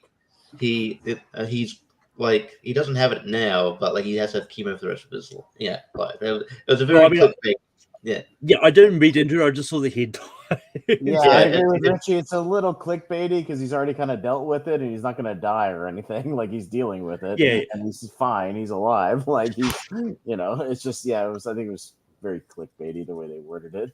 Yeah. I mean, a lot of news feeds do like the big headlines like someone has cancer. Sam Neill, cancer, fighting for his life, and it's like, no, he's not. He's alive. He's doing fine. He's getting treatment. He's all right. So, but Chad, what is the next nomination you're bringing up? I mean, look, I've had not been on the same wavelength as everybody else on here. And I don't know if I'm going to be. I would like to get one on here, but obviously, if it's not something you also dig, then I understand. However, this one I think could potentially have a shot, and I'm also going with a woman or an actress, I guess, a woman actor. I'm gonna go Essie Davis and the Babadook. Okay, cool. Yep. Because this is one of those things where it's like Jack Nicholson. I mean, it's not as iconic, but it is one of those where it is a transformative performance from like beginning to end, and like. But also like the grief that she like portrays in the film. It's kind of like an Elizabeth Moss. It hasn't reached like, it's had a little more time to sit with people, I think. So I think that's where, people might be, on that wavelength that Essie Davis is just phenomenal in this movie. And it is just one of the greatest horror films ever made, I think. I know Tara Carpenter, Jenna Ortega in Scream will agree with me that the Babadook is fantastic, and Essie Davis really sells that movie. She Like, I mean, the Babadook is scary, and there's a lot of really scary parts of that, and just the imagery and stuff like that. But just like her, like descent into madness is like just so terrifying towards the end there when she like basically, spoiler alert, gets like possessed, and it's just really insane to see her go from this like mother who just can't really keep things together after the passing of her husband, and then she just like, oh man, when she's like chasing that little boy in the house, I'm like, holy shit, this is terrifying. So yeah, I love that movie, I love that performance. So let's see what happens. Yeah, I mean, I think ECF's would have been in the lead category, but if I'm thinking of the right character, but yeah, and just looking at the list of best actress, like it was actually a stacked year for the 2015 Oscars. Like you had still Alice, Fidelia, and more. You had Fear of Everything, Felicity Jones, Rosamund Pike for Gone Girl, Reese Witherspoon, Wild. You had Marion Cotillard to a movie called 2 Days, 1 Night, which I've never heard of. So maybe you could have knocked that out for Essie Davis. I don't know. I haven't seen the movie. I can't judge it based on. I definitely would have knocked out Felicity Jones. I don't remember her performance in Theory of Everything. I think, yeah. But yeah, I mean, it came up. Was on my list. So I'm going to say yes. Austin, what do you say about Essie Davis for the Babadook? Hey, Chad, it's on my list. Congratulations, you're getting a yes. I did it. I have Essie Davis on my list. Yes. The Babadook it's really good. I got to see it in a theater. I know it didn't get a super wide release, but I got to see it at an art house cinema back in Florida when I was around. And yeah, it's a great movie. And yeah, that's one thing where you go back and just watch it for the performances. Essie Davis is fantastic. She carries that movie. Yeah, the stuff she's dealing with her mental illness and her grief. And oh, did he freeze? Oh, a little bit. Oh, sorry. Am I okay? Okay. Anyways. Yeah. So, no, I mean, even just what that movie represents, as far as what the Babadook actually represents, with all this family trauma and things, and how that movie's been interpreted, and yeah, she does a great job. So, Chad, it's on my list. You're getting a thumbs up from me, absolutely. Yeah. So, Richie, what do you say about Essie Davis for the Babadook? An Aussie. We're gonna get an Aussie on the list, Richie. Yeah, we got to. Yeah. No, it's a yes. I would have. Yeah, I think. Yeah, she would have been on honorable mention if she wasn't brought up. So yeah, it's a yes. I won't go any deeper, but yeah, that's yes. But Wolfman, what would you have said about Essie Davis for the Babadook? So I'm not as high on the movie, The Babadook. I actually prefer her second film, The Nightingale. The director. that movie is very bleak. Yeah. It's bleak as hell. Trust me, I can never watch it again. I just think it's a better movie overall than The Babadook. Like, and that performance too, and that I would count that as a horror movie. That performance is also really good, but I'm not probably going to mention it. But no, this performance though is so good.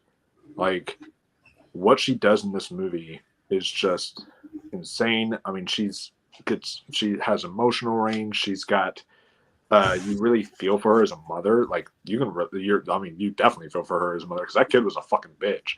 Okay, so like, you definitely feel for her as a mother in this movie. Okay, but when she is like, has that epic scene, like that would have been her Oscar clip, when she's like yelling at the Babadook and she's like, "You're trespassing in this house.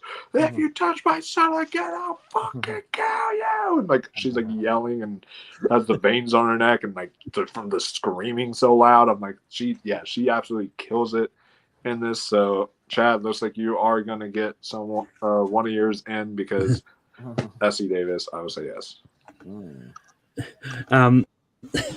But yeah, I don't know if Jordan's talking about this one or one of your earlier performance shapes.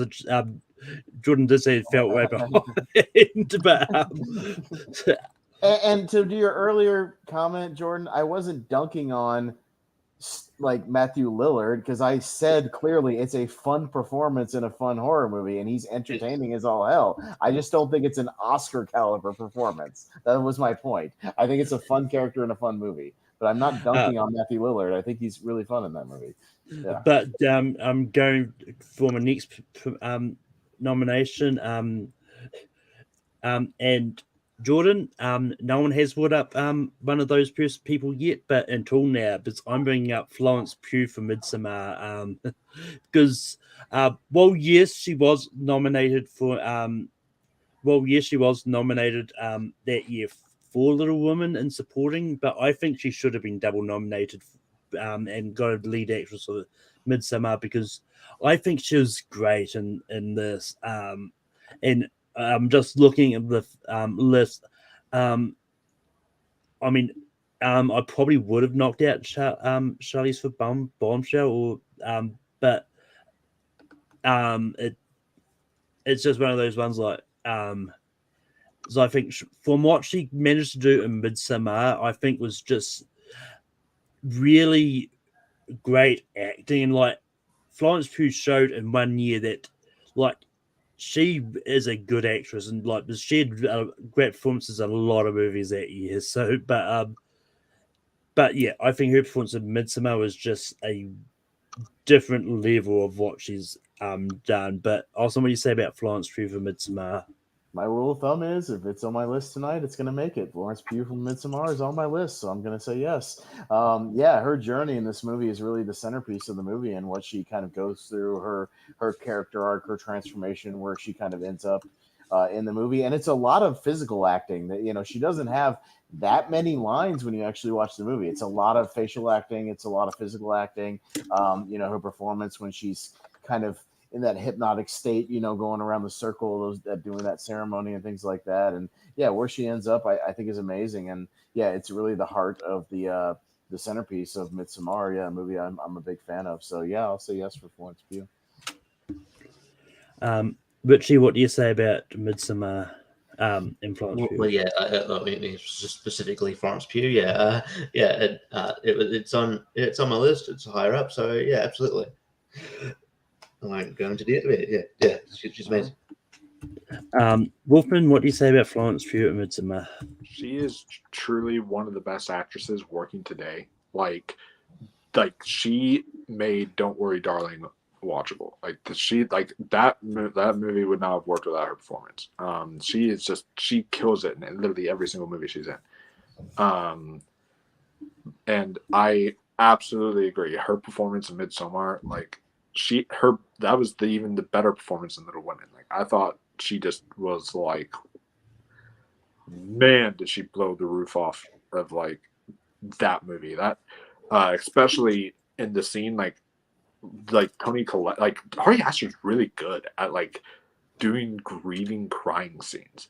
Like when Toni Collette, like you just hear her crying after she finds the headless daughter, and like you hear the voice, like that crying, you're like, oh, that's crying. And then like the scene when she finds out like her sister like committed suicide or something like that, and she's like crying, and that's like a violent cry, man. I'm like, okay, that is crying there. So yeah, wholeheartedly, Florence Pugh deserves to be on this list. I can't wait for Joaquin Phoenix's grieving crying scene in Beau's Afraid. Probably got one.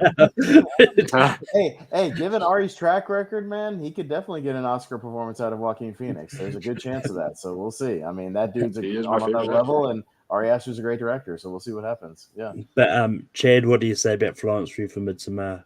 Well, I just quickly, Wolfman brought up Toni Collette again. Just that crying scene, like the way it's edited, and it just goes on for so long. It gets a laugh from me every time, but it is still really great. but yeah, that's why I was laughing. But yeah, I'm a Hereditary stan. I think Midsommar is a tad overrated. As a film in general, but I've only seen it once, so maybe I'll change my tune if I see it again. I know a lot of people really, really dig that one. However, I do agree Florence Pugh is incredible in pretty much everything, and I think, yeah, without her whole arc and performance and everything in that movie, and like her big crying scene and all that stuff, I think that movie is not as good, because it is a really good movie. So yeah, and I think she really makes it. and people love her in that movie, and so do I. So yeah, I'd say yes. See, ironically, I think I'm the opposite. I think Hereditary is the overrated one a little bit. And I know you do. But anyway, we've got one spot left. Elson, it falls on you. What do you have to nominate? So I might bring up the most recent performance on here, but I think it's another one that reignited the cry from the horror community that it's not getting enough respect. And you know what? We have one Mia on the list. Let's get another Mia on the list. Mia Goth in Pearl. I'm going to nominate. Yeah, it's the most recent one, but I could easily substitute out Michelle Williams in The Fablemans for Mia Goth and Pearl. Me personally, I think I think Michelle Williams is dramatically overacting in that movie, and it's annoying. So yeah, I would sub in Mia Goth. I think if you watch this movie, even again, just as a character piece and what she creates, she's good in X. Don't get me wrong, she's good in X as well. I just think the Pearl performance is on another level. And the character she creates, the monologue scene, the one take she has. The one take monologue she has at the table while the other girl is watching her. What she even does over the end credits, I won't spoil it, but if you know what I'm talking about, it's just a facial performance. It's incredible that you can just watch and see what she's doing, and it's all one take as well. She just, I think she had a great year. She's gonna be, I think, an Oscar-nominated performer eventually once she crosses over into non-horror movies. I think she's that good. And yeah, what Ty West got out of her, I think I just can't say enough about this performance. I was mesmerized by every scene and every word which she was in. And again, I think it reignited the discussion as much as Toni Collette's thing and Hereditary did back in 2018. I think this one did for this most recent year, where people reignited that thing about, hey, say what you will about the movie if you don't like horror movies, but goddamn, this performance is good. Like, you need to give it some damn credit, okay? Just say, can you at least watch it as a performance, taking all the horror out of it. So, yeah, let's put two Mias on the list, Mia Farrow and Mia Goth. Why not? So, Mia Goth. I mean, we've got three J. Yeah, why not? But Richie, what do you say about Mia Goth from Pearl? Yeah, I wasn't sure whether to go because it's so recent, but why not? She's amazing, and yeah, if she was nominated, like, you can imagine, like, they would show that table scene, like that's just amazing. That is just one shot. That was that's just like that's just a masterclass in acting. That is just like chilling. Like she's thinking, she's acting like she's talking to her husband, and the dance scene on stage, the audition scene, that is amazing too. Physical acting, and then her reaction to the rejection, amazing, when she's about to I'm giving myself when she's about to feed her dad to the alligator.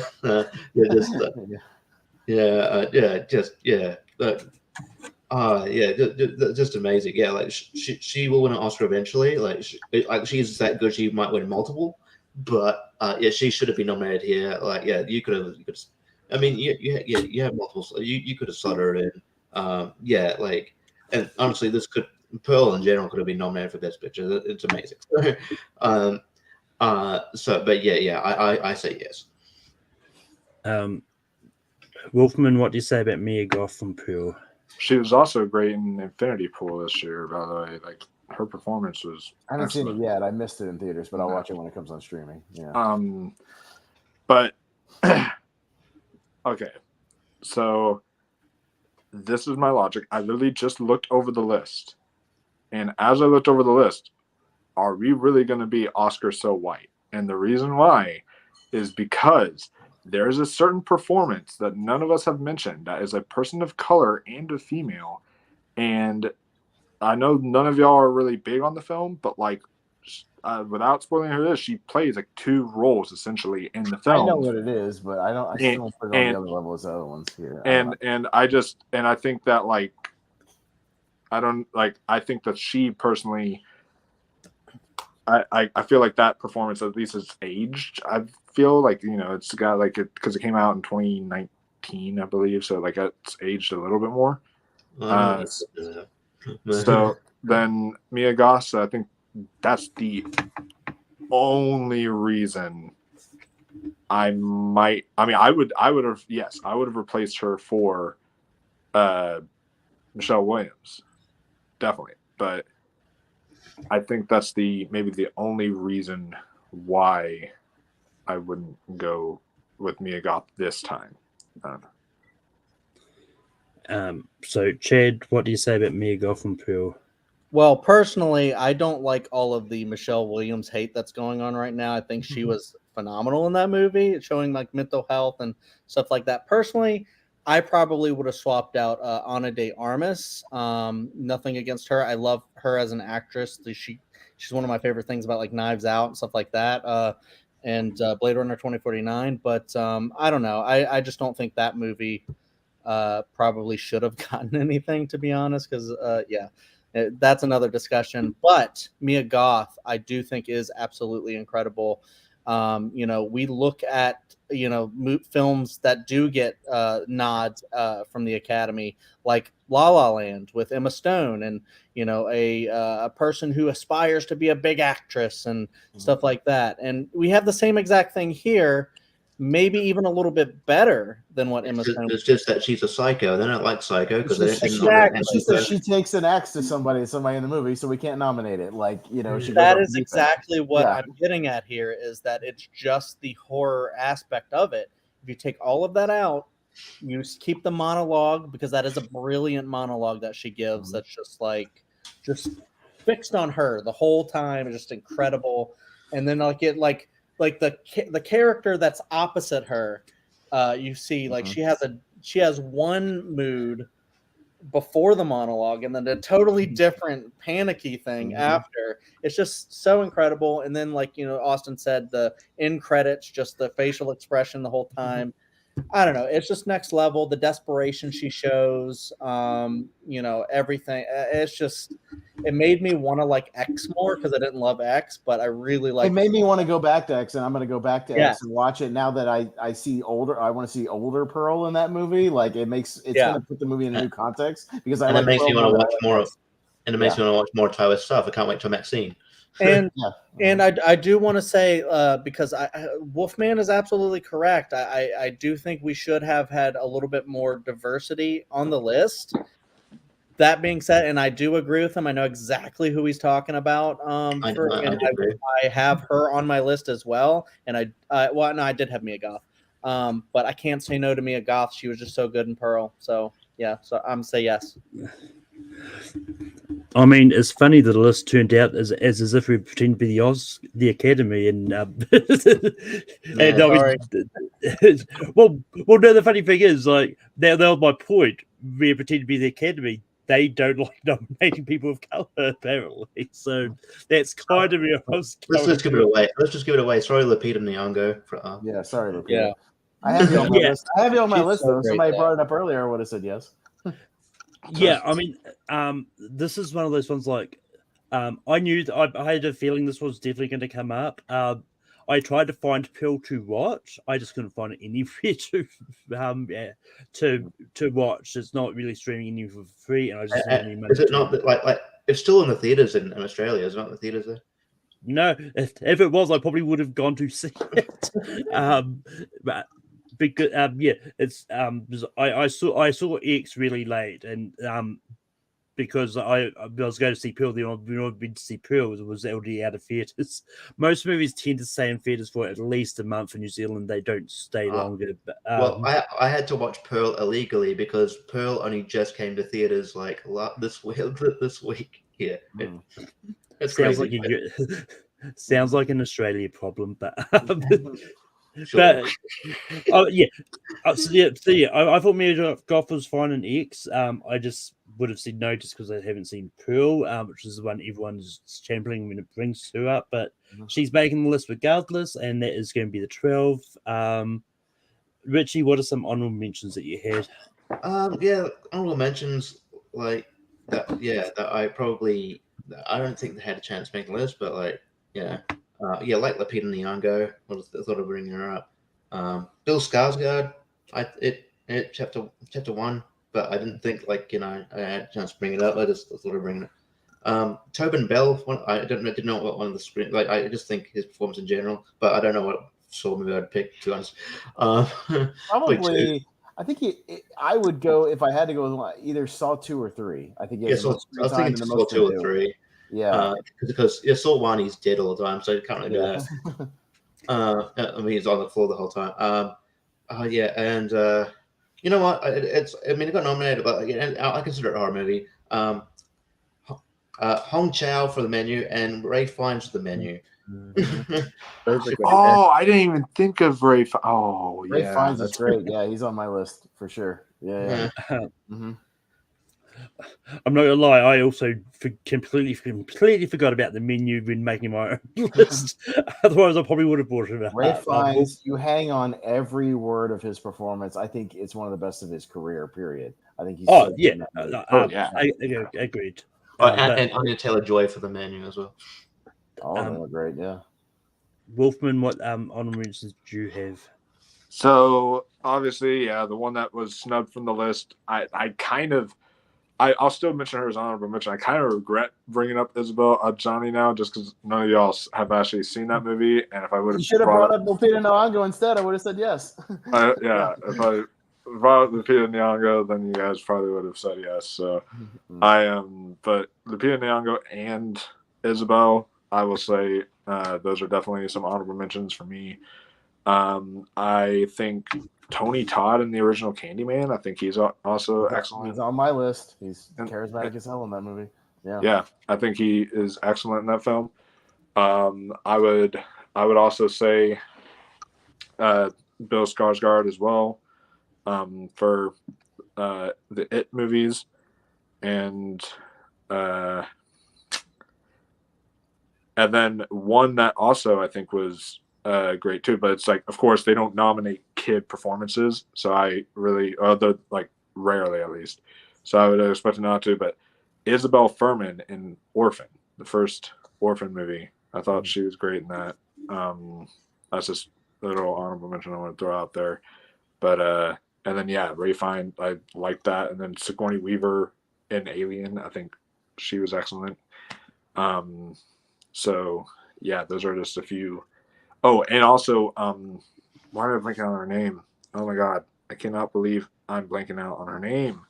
Hold up. What movie are you thinking of? Carrie. Why am I blanking on her name? Sissy Spacek. Sissy Spacek. She was nominated, I thought. She was nominated. Yeah. Oh, she was? Oh, I thought she wasn't nominated. Oh, okay. I'm bringing it up now, but yeah. So I know at least some of them were nominated. The mom, what's her name, was nominated for sure, I believe. Piper Laurie. Yeah, Piper Laurie. Yes, Sissy Spacek was definitely nominated. Oh, okay. She was. Okay. I got that wrong. I thought she wasn't. My bad. But then I'll say Shelley. I'll say Shelley Duvall then, because the only two performances. Yeah, the only two Oscar nominations in Carrie were both actors, Piper Laurie and Sissy Spacek. So they were nominated. So yeah, they actually got it right that year. Good job. Yeah, nominated some horror performance. Good job. Chad, what are some honorable mentions that we're going to bring up? Yeah, I could have went all out like Austin did, but I was a little conservative here with just picking a few. But there's so many that I could have picked that I absolutely adore. But I went with Lupita Nyong'o in Us because I think she's incredible. Sigourney Weaver in Alien, one of the greatest final girls ever. Bill Skarsgård in It Chapter 1, I would say. Samara Weaving in Ready or Not. And this is another kind of Stu Macher level that I just think people should look at these as just a different kind of incredible performance. But Bruce Campbell in Evil Dead 2, and then Simon Pegg in Shaun of the Dead. I mean, honestly, I'm not going to lie. I'm surprised that with Austin here, Sigourney Weaver from Alien didn't come up. Well, just I only excluded because she actually got nominated for Aliens, so I think she got her. She got nominated for Aliens, so I mean, I think that character and her performance as that character eventually got her due at the '87 Oscars. So I that's the only reason I left it off. No, that's fair. I didn't think of that logic. That was my logic. She eventually got her due for that character in that series, so it's fine. It's not a massive snub, but I also would have mentioned the actress who plays Mum and Pearl, Tandy Wright, a New Zealand actress. She's really good. If she got nominated, that'd be fine too. But yeah, for me, and I know this is going to get a little bit of a groan, but I did have another person from Scream on my list. I probably would have brought up Neve Campbell, specifically from Scream 3, but I think she was great as Sydney Prescott on that thing. She did finally win this year for Everything Everywhere, but I think Jamie Lee Curtis should have been nominated for Halloween. Halloween, either the original or the 2018 one. I think she was great in both of them. Or Halloween Ends. That's kind of Halloween Ends, such a good movie. God damn it! No. I was gonna say, don't you dare nominate Corey fucking Cunningham from that goddamn movie. I swear to God, I will go off. I will exit the stream. Don't you dare. But yeah, I was also like, he was really low on my list, but I did have Carrie Elways from the first Saw movie on mine because I think he was great in that. And then the last one I will mention, the last two, Emily Blunt from A Quiet Place, and Jenna Ortega, I think, had a really good year for horror, and I think I would have nominated her for either Scream 2022 or X. I'm not sold on which one I would have gone for. X is more of an acting performance. But it's just but I think Jenna Ortega was great in both of those movies. But yeah, but Austin, what are some? Save me for last. Anybody want to go deep with me? Here we go. Okay, so I got quite a few, but I'll try to make it as brief as possible. Lupita Nyong'o from Us. I have Gong Yu from Train to Busan, the lead character. Oh yeah, I was trying to think of. He's excellent. I have a couple of foreign performances on here actually. I also had Ray Fiennes from The Menu. Rebecca Ferguson from Dr. Sleep as Rose the Hat. Oh my God, she's really good. Even Ewan McGregor in that movie is great too. I could make an argument for that. Dan Stevens in The Guest, I think it's a really charismatic, great performance. I also had Emily Blunt in A Quiet Place. I have John Goodman in 10 Cloverfield Lane is. Oh, God, I was going to bring him up. He's really good. He owns that fucking movie. Another time machine person of color, Dwayne Jones, the original Night of the Living Dead, is very, very good. I had him on my list. I had Nick Cage and Mandy is great. Ooh, yeah. Michael Rooker and Henry, Portrait of a Serial Killer, gives an amazing performance. Like I said, the other Jaws performances, Richard Dreyfuss, Roy Scheider, I could have gone with either one. I'm not exactly sure how to pronounce her name, but Ihai Sheena from Audition, the main girl from Audition, is really, really good in that movie, as disturbing as that movie is. Tony Todd from Candyman is great. Speaking of Candyman, I think Yahya Abdul-Mateen in the most recent Candyman is excellent in that movie, and I can make an argument for that. Ted Levine in Silence of the Lambs, Buffalo Bill, is fantastic. I could argue for him for supporting actor. I think he's really good in every scene he's in. Tim Robbins in Jacob's Ladder is exceptional. Gary Oldman, Bram Stoker's Dracula is great and totally owns that movie. Another back in the day, the original Wicker Man, Edward Woodward, the main character from Wicker Man, is great. Willem Dafoe in The Lighthouse, I think could you can make an argument for. He's awesome. I know Jordan hates it, but Marcia Gay Harden in The Mist is wonderful. Oh my God, yeah, she's really good. And I'll go Boris Karloff, the original Frankenstein. I think gives a great physical performance. So I went really deep, but there you go. So, plenty of those. So and just a couple that we had brought up in chat. Dylan was surprised that Lupita Nyong'o and Keke Palmer been brought up. Keke Palmer, I assume, is for Nope. I'm not. Yeah, I haven't, Nope, I haven't seen Nope yet, so I didn't really. I'm mixed on it, but and then Brian Nussbaum brought up Helena Bonham Carter for Sweeney Todd, Rick Moranis from Little Shop, and James McAvoy. James McAvoy made the list. Yeah, I was about to say. I mean, I'm assuming he just turned up really late. But now it's time to get to the actual ranking of the 12. Just to recap what did make the list. Got Tony Collette for Hereditary, Christian Bale for Psycho, American Psycho, Anthony Perkins for Just Psycho, Bruce Willis for The Sixth Sense, Jeff Goldblum for The Fly, Jack Nicholson for The Shining, James McAvoy for Split, Robert Shaw Jaws, Mia Farrow Rosemary's Baby, Essie Davis Babydook, Florence Pugh Midsommar, and Mia Goth Pearl. But now we get to the actual voting part. Give me a sec. This is going to be tough. But not for the first couple, but once we get down the list, it's going to get really, really tough. But Wolfman, what do you have for number 12? Yeah. So number 12, I have. Let me right here. I've got Mia Farrow. Chad, what do you have for number 12? I'll go with Christian Bale. Just because I haven't seen it, but it's also a very recent one as well. I put Mia Goth. Austin. I'm going to go Bruce Willis for number 12. Richie, if you can hear me, what do you have for 12? Bruce Willis. What? Bruce Willis is going to be number 12. Okay, Bruce Willis. Okay, gotcha. All right.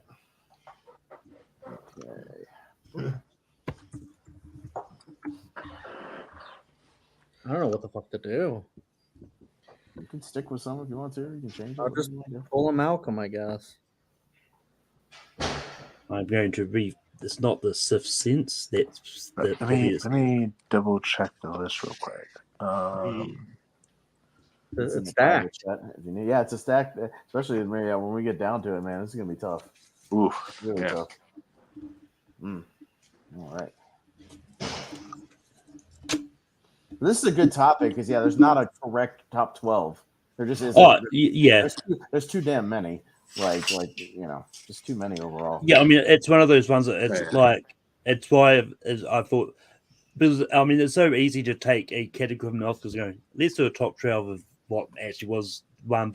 It's also, I feel, in these speculative ones like the horror movie performance and superhero performances, because both those genres do get sort of overlooked a bit. But Chad, what do you have for number 11? I'm gonna stick with it, Christian Bale for now. I'm sticking with Mia Goth. Austin. I'm okay with going Mia Farrow because I'm not over the moon about the movie. So I'll go Richie. I said Essie Davis. You're home country woman. How dare you? Wolfman. And I'm okay with sticking with Mia Farrow. So yeah. All right, now with Mia Farrow. Then. Okay. Yeah.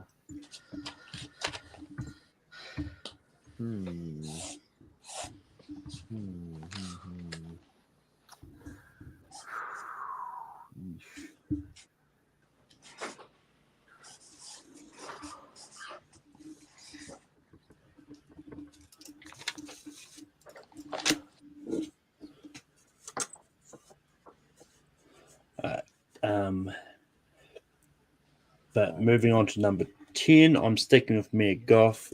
Austin. Now I'm with you, Malcolm, because of the recency. I'll go Mia Goth for number 10. I think that's perfect for it.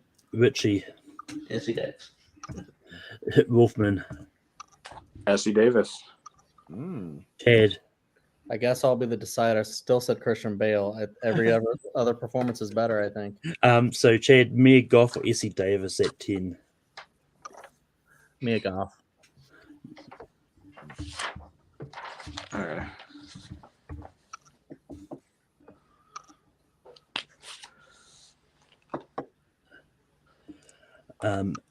John Cusack in 49 did not make the list.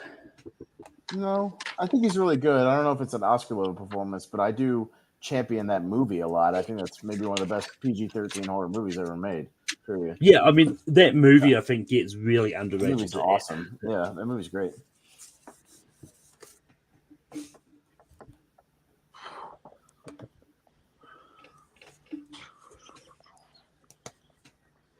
Probably going to surprise a few people here. But Austin, what do you have for number 9? I'm okay with now going Essie Davis, so I'll go Essie Davis. Richie. Essie Davis. Wolfman. Yeah, I'm sticking with Essie Davis. Chad. I can't defeat the Essie Davis wave as much as I would like to, Christian Bale. Yeah, I can't defeat that too, but I'm probably sticking with this for a little bit. I'll put Jack Nicholson. But Essie Davis is going to be number 9. I don't know how long you'll be sticking with that because, man, this is going to get tough really quick once we get down to like 5 and 6 and stuff like that. This is going to get really hard. Ugh. Yeah, I don't even know what to go with next. Son of a bitch. All right, let's see.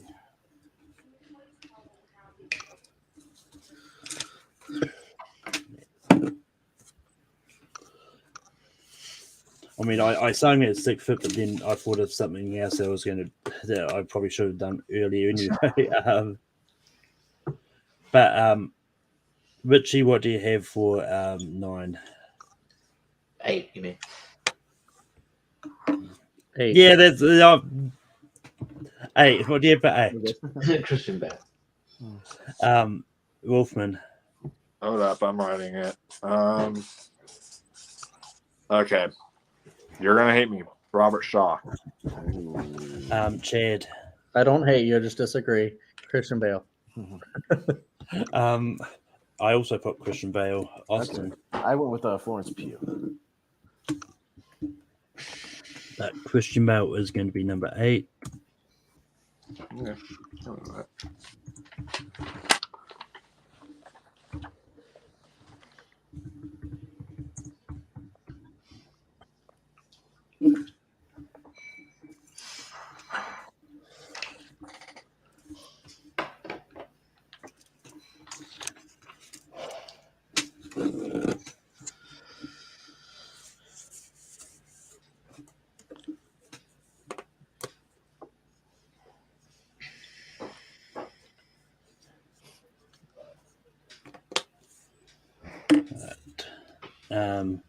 Wolfman, what do you have for 7? I'll stick with Robert Shaw. Chad. Exactly. Oh God! That's what you get for voting for that for number 7. No, I'm going Florence Pugh. I totally should. That couldn't have been more perfectly timed, actually. Oh, Robert Shaw. Oh God! Let's see if I can get the perfectly timing again. Robert Shaw. Oh God! Oh God! Come on, Austin. Florence Pugh. And Richie. Florence Pugh.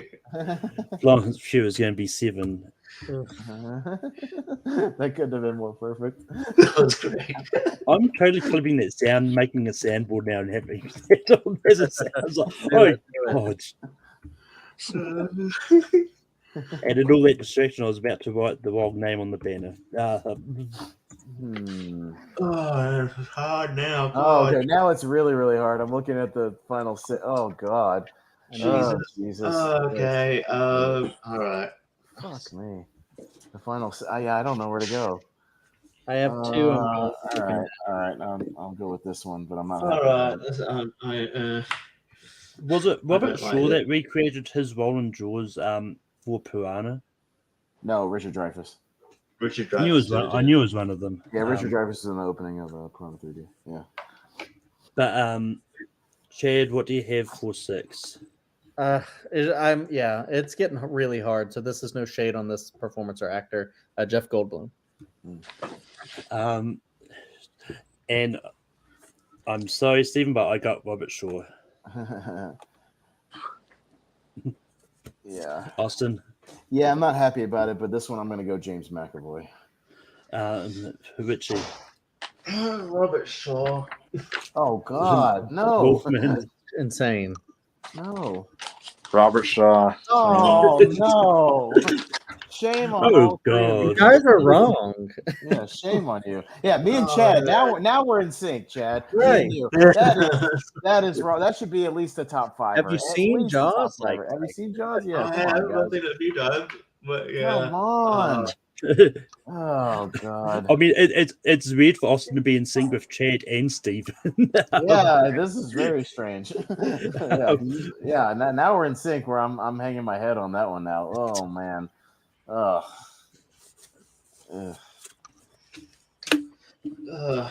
Also, I love that earlier. Austin was assuming I was going to stick with Tony Collette the whole night. I was just saying. I was just warning you, Malcolm. If you did that, you'd be waiting a minute. So I'm just saying. But I anyway, know you've done it before. There was another one where you stuck with it for I goddamn. mean, like if something is, if I don't know what it was. It would have been. I mean, well, I know one of them was Tropic Thunder for Robert Downey Jr. movies. I know that much. Oh, okay. But I've got Jack Nicholson at 5. Austin. It's probably going to be one of the J's. Is what I think we're leaning to. So I'm going to go James McAvoy still. Richie. Got Jeff Goldblum. Wolfman. I had Jeff Goldblum. Okay. Chad. James McAvoy. So I got 2 James McAvoys, 2 Jeff Goldblums. So I'm the decider at this time. Yeah. Yep. Yeah. He's gonna type it. Yeah, I am good. I wasn't, but I am now. I can say it is going to be one of the J's. Okay. Okay. Still Nice. top 5 either way. Well, That's I was the about to top say, five, it's right? like, Yeah, well, I mean, it's not- there was no other name other than. But Okay. yeah. Okay. Yeah, this is just getting nitpicky at this point because all these performances are exceptional. You know what I mean? Like it's Yeah. just this is a toss up at this point.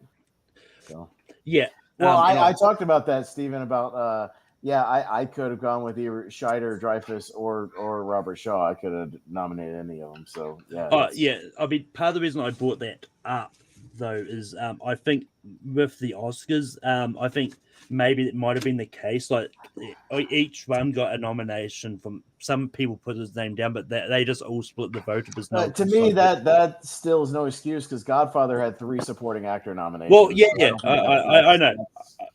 you know. I'm just saying. Yeah. But Richie, what do you have for I'm sticking with Jeff Goldblum. Wolfman? Sticking with Jeff Goldblum. Bad. Agreed. Goldblum. Jack Nicholson, Austin. I'm fine with Goldblum at 4. Yeah, that's fine. Yeah. Yeah, totally. Perkins, Collette, Nicholson. Perkins, Collette, and Nicholson. So that's the final 3. Oh, that is. Yeah, Perkins, Collette, Nicholson are your final 3. So, yeah. Oh yeah, man, that's hard. But 3 egregious oversights we can all agree at the Oscars. Yes. Oh, so yeah. we can all at least agree on that there are 3 that you look back and you're like, what? Come on. I mean, it for me, like one of the 3 is definitely that for me. But but Wolfman, what do you have for number 3? I have Jack Nicholson. Chad. Yeah, Jack Nicholson. Jack Nicholson. Just because it's Austin. the most over the top performance instead of subtle, I'll go with Nicholson as well. Yeah, for 3. Yeah. And Richie. please do get it. Yeah.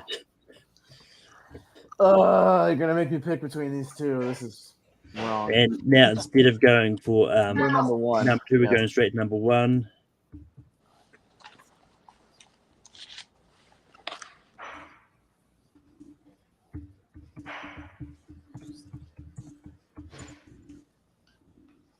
Oh, that's tough.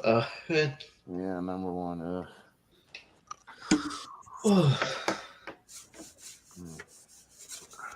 Oh, yeah, we're putting our. Oh shoot, yeah, we're putting on number 1. Yeah. Number one. You're voting for number 1, not number 2. So yeah, what's your number? I 1? forgot about that. Yeah. Yeah, make sure you got that number 1. Number 1. That's why I always. Well, hey, there won't Okay. be a tie. There won't be a tie. We know that. So Yeah. Sure. yeah, yeah. But Austin, what do you have for number 1?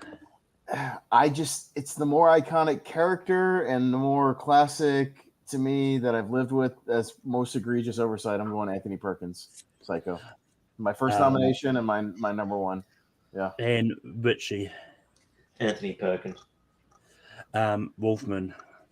I agree. I think so many performances wouldn't exist without him, which is Anthony Perkins. Chad. 2 great performances, but this wasn't actually hard for me. I went Tony Collette here. Yeah, I'm going to go for the one that when I saw it on the list is like, what the hell? Yeah. Anthony Perkins. It was the biggest what the fuck for me when I was doing research because I had thought he was nominated for the longest time, and then when I looked it up and I was like, is that a Mandela effect? Did he not get nominated? Are we in an alternate universe? Like, Yeah. what the hell?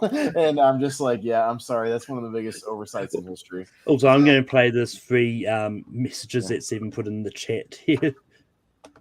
Anthony Hopkins got nominated for Silence of the Lambs. Yeah, I was getting. Didn't he win? He won, didn't he? He won. He won. Yeah.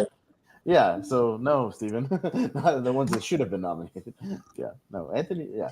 And that movie's a horror movie, by the way. Enough with the Oh, bullshit. hell yes, it is. We nominated because it's a crime procedural drama. Like, dude, he eats a goddamn guy's face off in that movie. It's a horror movie. Fuck off with that. Come on now. Buffalo Bill's a horror character. You know? Like, come on. Stop with the nonsense. Jesus, you have to make excuses for why you nominated something. I mean, Caveats. personally, I don't consider it a horror movie, but I do get the reasons why it is. But all right, Battleground. Let's go. Is Silence of the Lambs a horror movie? All right, Battleground. Part 2. Let's go. Anyway, just to recap what we had.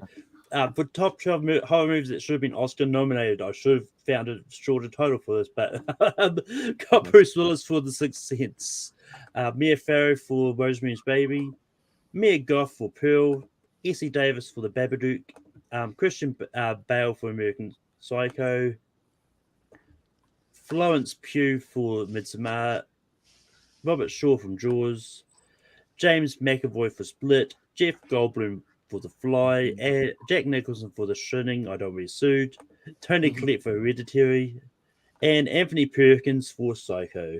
Good list. I like that list very much. Good list. Awesome. Yeah. Cool. Yes, good list. Yeah. And I don't know, Wolfman might say, I don't know what it's going to take for the Oscars to finally recognize horror. I don't know if they ever will. I think some of these things have shown, like, I don't know what it's going to take because some of these performances are all-timers. So I don't know what it's going to take for them to fully recognize horror. Maybe, like Wolfman said, it's just going to take the horror community to come together and have their own Oscar-type show more than the Fangoria Awards or whatever. I don't know. I don't know what it's going to take, but it's high time they respect performances. Younger people to be on the Academy, and then it must. It's gotta be something like that. Yeah, they I are. think It's Everything Everywhere won, so yeah. Maybe. Yeah, I think there's different. I think there's definitely changing of the tides when it comes to there, because there's definitely some younger people getting added to the to there. But I think if I remember rightly, I think all the ones, if they're not already part of the Academy, I think they tend to get an invite there. So people like Stephanie Zhu and all that will probably get onto the Academy, and things are changing. It's just slowly, but I think there will come a time where like horror movies will get sort of more respect, and maybe even like in the superhero genre too. But I mean, there hasn't really been a lot of those films I'd say should have been nominated, but there would have been more interesting lists. And they will probably come up again at some stage. But that being said, talking about superheroes, next week's topic of Rankum is going to be top 12 DC TV shows. But Austin, we can be able to find you online. Yeah, mostly over on the Movie Hero Network, where we do tournament fights and tier ranker fights. I co-host all that stuff. We also have other shows like a podcast about movies that Jacob Barber and I just recorded an episode tonight, just discussing the Rocky franchise, chronological order, just talking about the franchise as a whole. So that was a lot of fun. Check that out. We do Podcast League now, all kinds of stuff over there. So that's all I got. Occasionally a little movie battleground here and there. I don't have anything recently uploaded, but I should very soon. So me and Henry's match. And can I do the next plug because I gotta head out right now. Yeah. No worries. Wolfman, we can be find you online. You can find me online on Mega Movies YouTube channel where I review movies, all that stuff. So go subscribe. We're 20 subscribers away from 1,000. So let's keep on pushing towards the 1,000 goal, guys. And so I will see you all later. Got to head out right now, but this was fun, guys. Thank you so much for having me. Yeah, and I'll plug it for him since he's got to go. Me and Wolfman do a monthly mistake on his channel where we drink along to a horror movie. This year we're doing April Fool's Day, so that'll be fun. Or this month we're doing April Fool's Day. Yeah. Yeah, I was about to say, this year you're just going to do April Fool's Day. Just that. We just did Leprechaun in the Hood for St. Patrick's Day, so you can check that out. Yeah.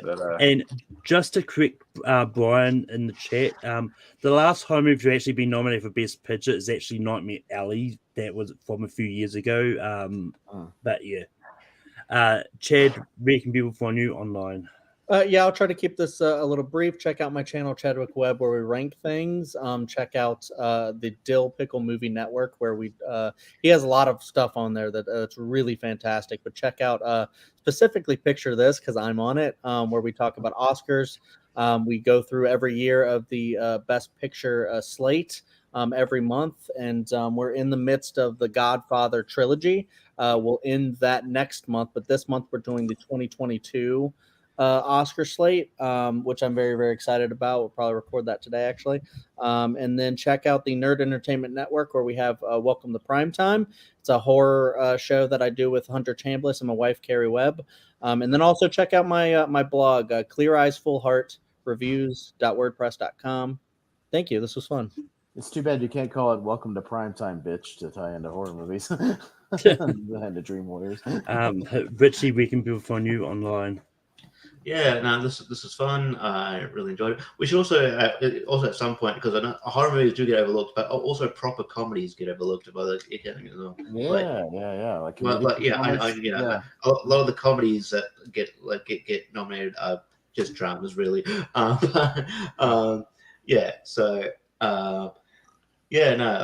is you can find me on Tournament. I'm on Tournament 5. I think the next one I'm on is Steven's Championship round, Steven Shepard's. And so it's fun. You can find me on the show Tier Ranker as well. Find me on Movie Hero Network doing Lonely Marks. I think the next one we're doing our own sort of Tier Ranker of the WrestleMania main events. It should be interesting. Because some shows you forget what the main event is, because the maybe actual main event was. Because the main event of WrestleMania 13 wasn't Austin and Bret Hart. It was Psycho Sid and Undertaker. Anyway, so you got that. I do a Tubi podcast with my friend Robert Cameron, where we gonna dissect sort of bad movie. So we're just gonna upload tomorrow Atlantic Rim. That was interesting. You guys got to quit doing asylum movies. You're gonna kill yourself. I know. I'm not gonna get burned out on asylum Stop movies. doing this. You're gonna get burned out on asylum movies. You gotta knock that shit We off. were going to do the other day. We're going to do Piranha. We're going to do Piranha 3D, but then then I went to look at it, and then it wasn't on Tubi anymore. Oh, damn. That would have been fun. Funnily enough, I think Piranha is on Netflix. For at least for me. Okay. Hey, one of the best animal attack movies that unfortunately I wasn't able to be a part of. So there you go. Yeah. But yeah. So for the 2-night main event, WrestleManias, are you going to do the main event from each night on that? It's literally like, we'll have to do that. Yeah, we'll have to take one from each night. Yeah, for sure, because they were technically all main events. Yeah. Oh yeah. Mm-hmm. Yeah. But he makes a good point that sometimes the best match was not exactly the main event, so that's going to be rough. Oh yeah. I know that. Or that overshadows it. Like unfortunately, Triple H and Jericho was an all right match, but it was Rock and Hogan was the main event. The Rock and Hogan was the main event. They should have recognized that before going in that was going to happen. Don't switch. I mean, in fact, in a few weeks, I'm probably going to have a poll for ranking, which is going to be all wrestling related topics. Okay, I'll be a part of that. Thanks. Well, just all you have to do, reach out to the Lonely Marks. Jacob Barber and JPO. Even if we all can't do it, at least get the Lonely Marks on there. We'll take care of all of your wrestling needs when it comes to rank them. So, I mean, that probably would have been sure, but yeah, I mean, it's actually.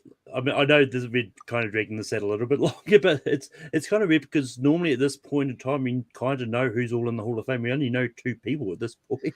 I think another one's gonna be Stacy Keibler, which is interesting. And I think it's currently Rey Mysterio and the Great Muta, isn't it? Yeah, and then I think the woman that's just gonna be Stacy Keibler. I think the tag team looks like it's gonna be Rock and Roll Express, which. I mean, not Rock and Roll, Midnight Express. Yeah, Rock and Roll and Midnight should be in. So yeah, which they probably should have happened like 5-10 years ago. I'm not sure. They usually induct a deceased person and then a manager. I don't know. So yeah. I mean, the manager, Jim Cornette is included in the Midnight Express. Would that mean Yeah. he would get in automatically? Because I mean, I count him as much as the Midnight Express as the actual wrestlers. You know what I mean? Like he was just as much a part of that as they were. I mean, I can't wait for them to pick a celebrity person's only appeared in a little brief. Yeah, a little briefly. So, I actually heard that there's one celebrity that I heard rumored that actually deserves to be in, and that's Cyndi Lauper. To tie it in with Scream, I would nominate David Arquette. Honestly. Yeah, David Arquette.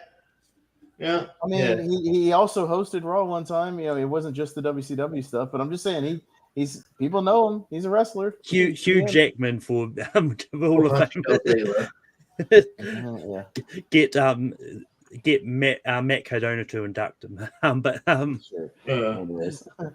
But anyway, you can find me on Mancom every Sunday night. Next week we're doing DC TV shows, and you can find me tomorrow on Gone for the Wind, where we're going to announce the winners of the Gone for the Win awards, and you can find me all over the place. Realistically, because I'm on Tournament Fights, tier rankers all over, and all that. But that being said, I'm going to hit there's end. Keep listening, shit. Boom! Drop the mic.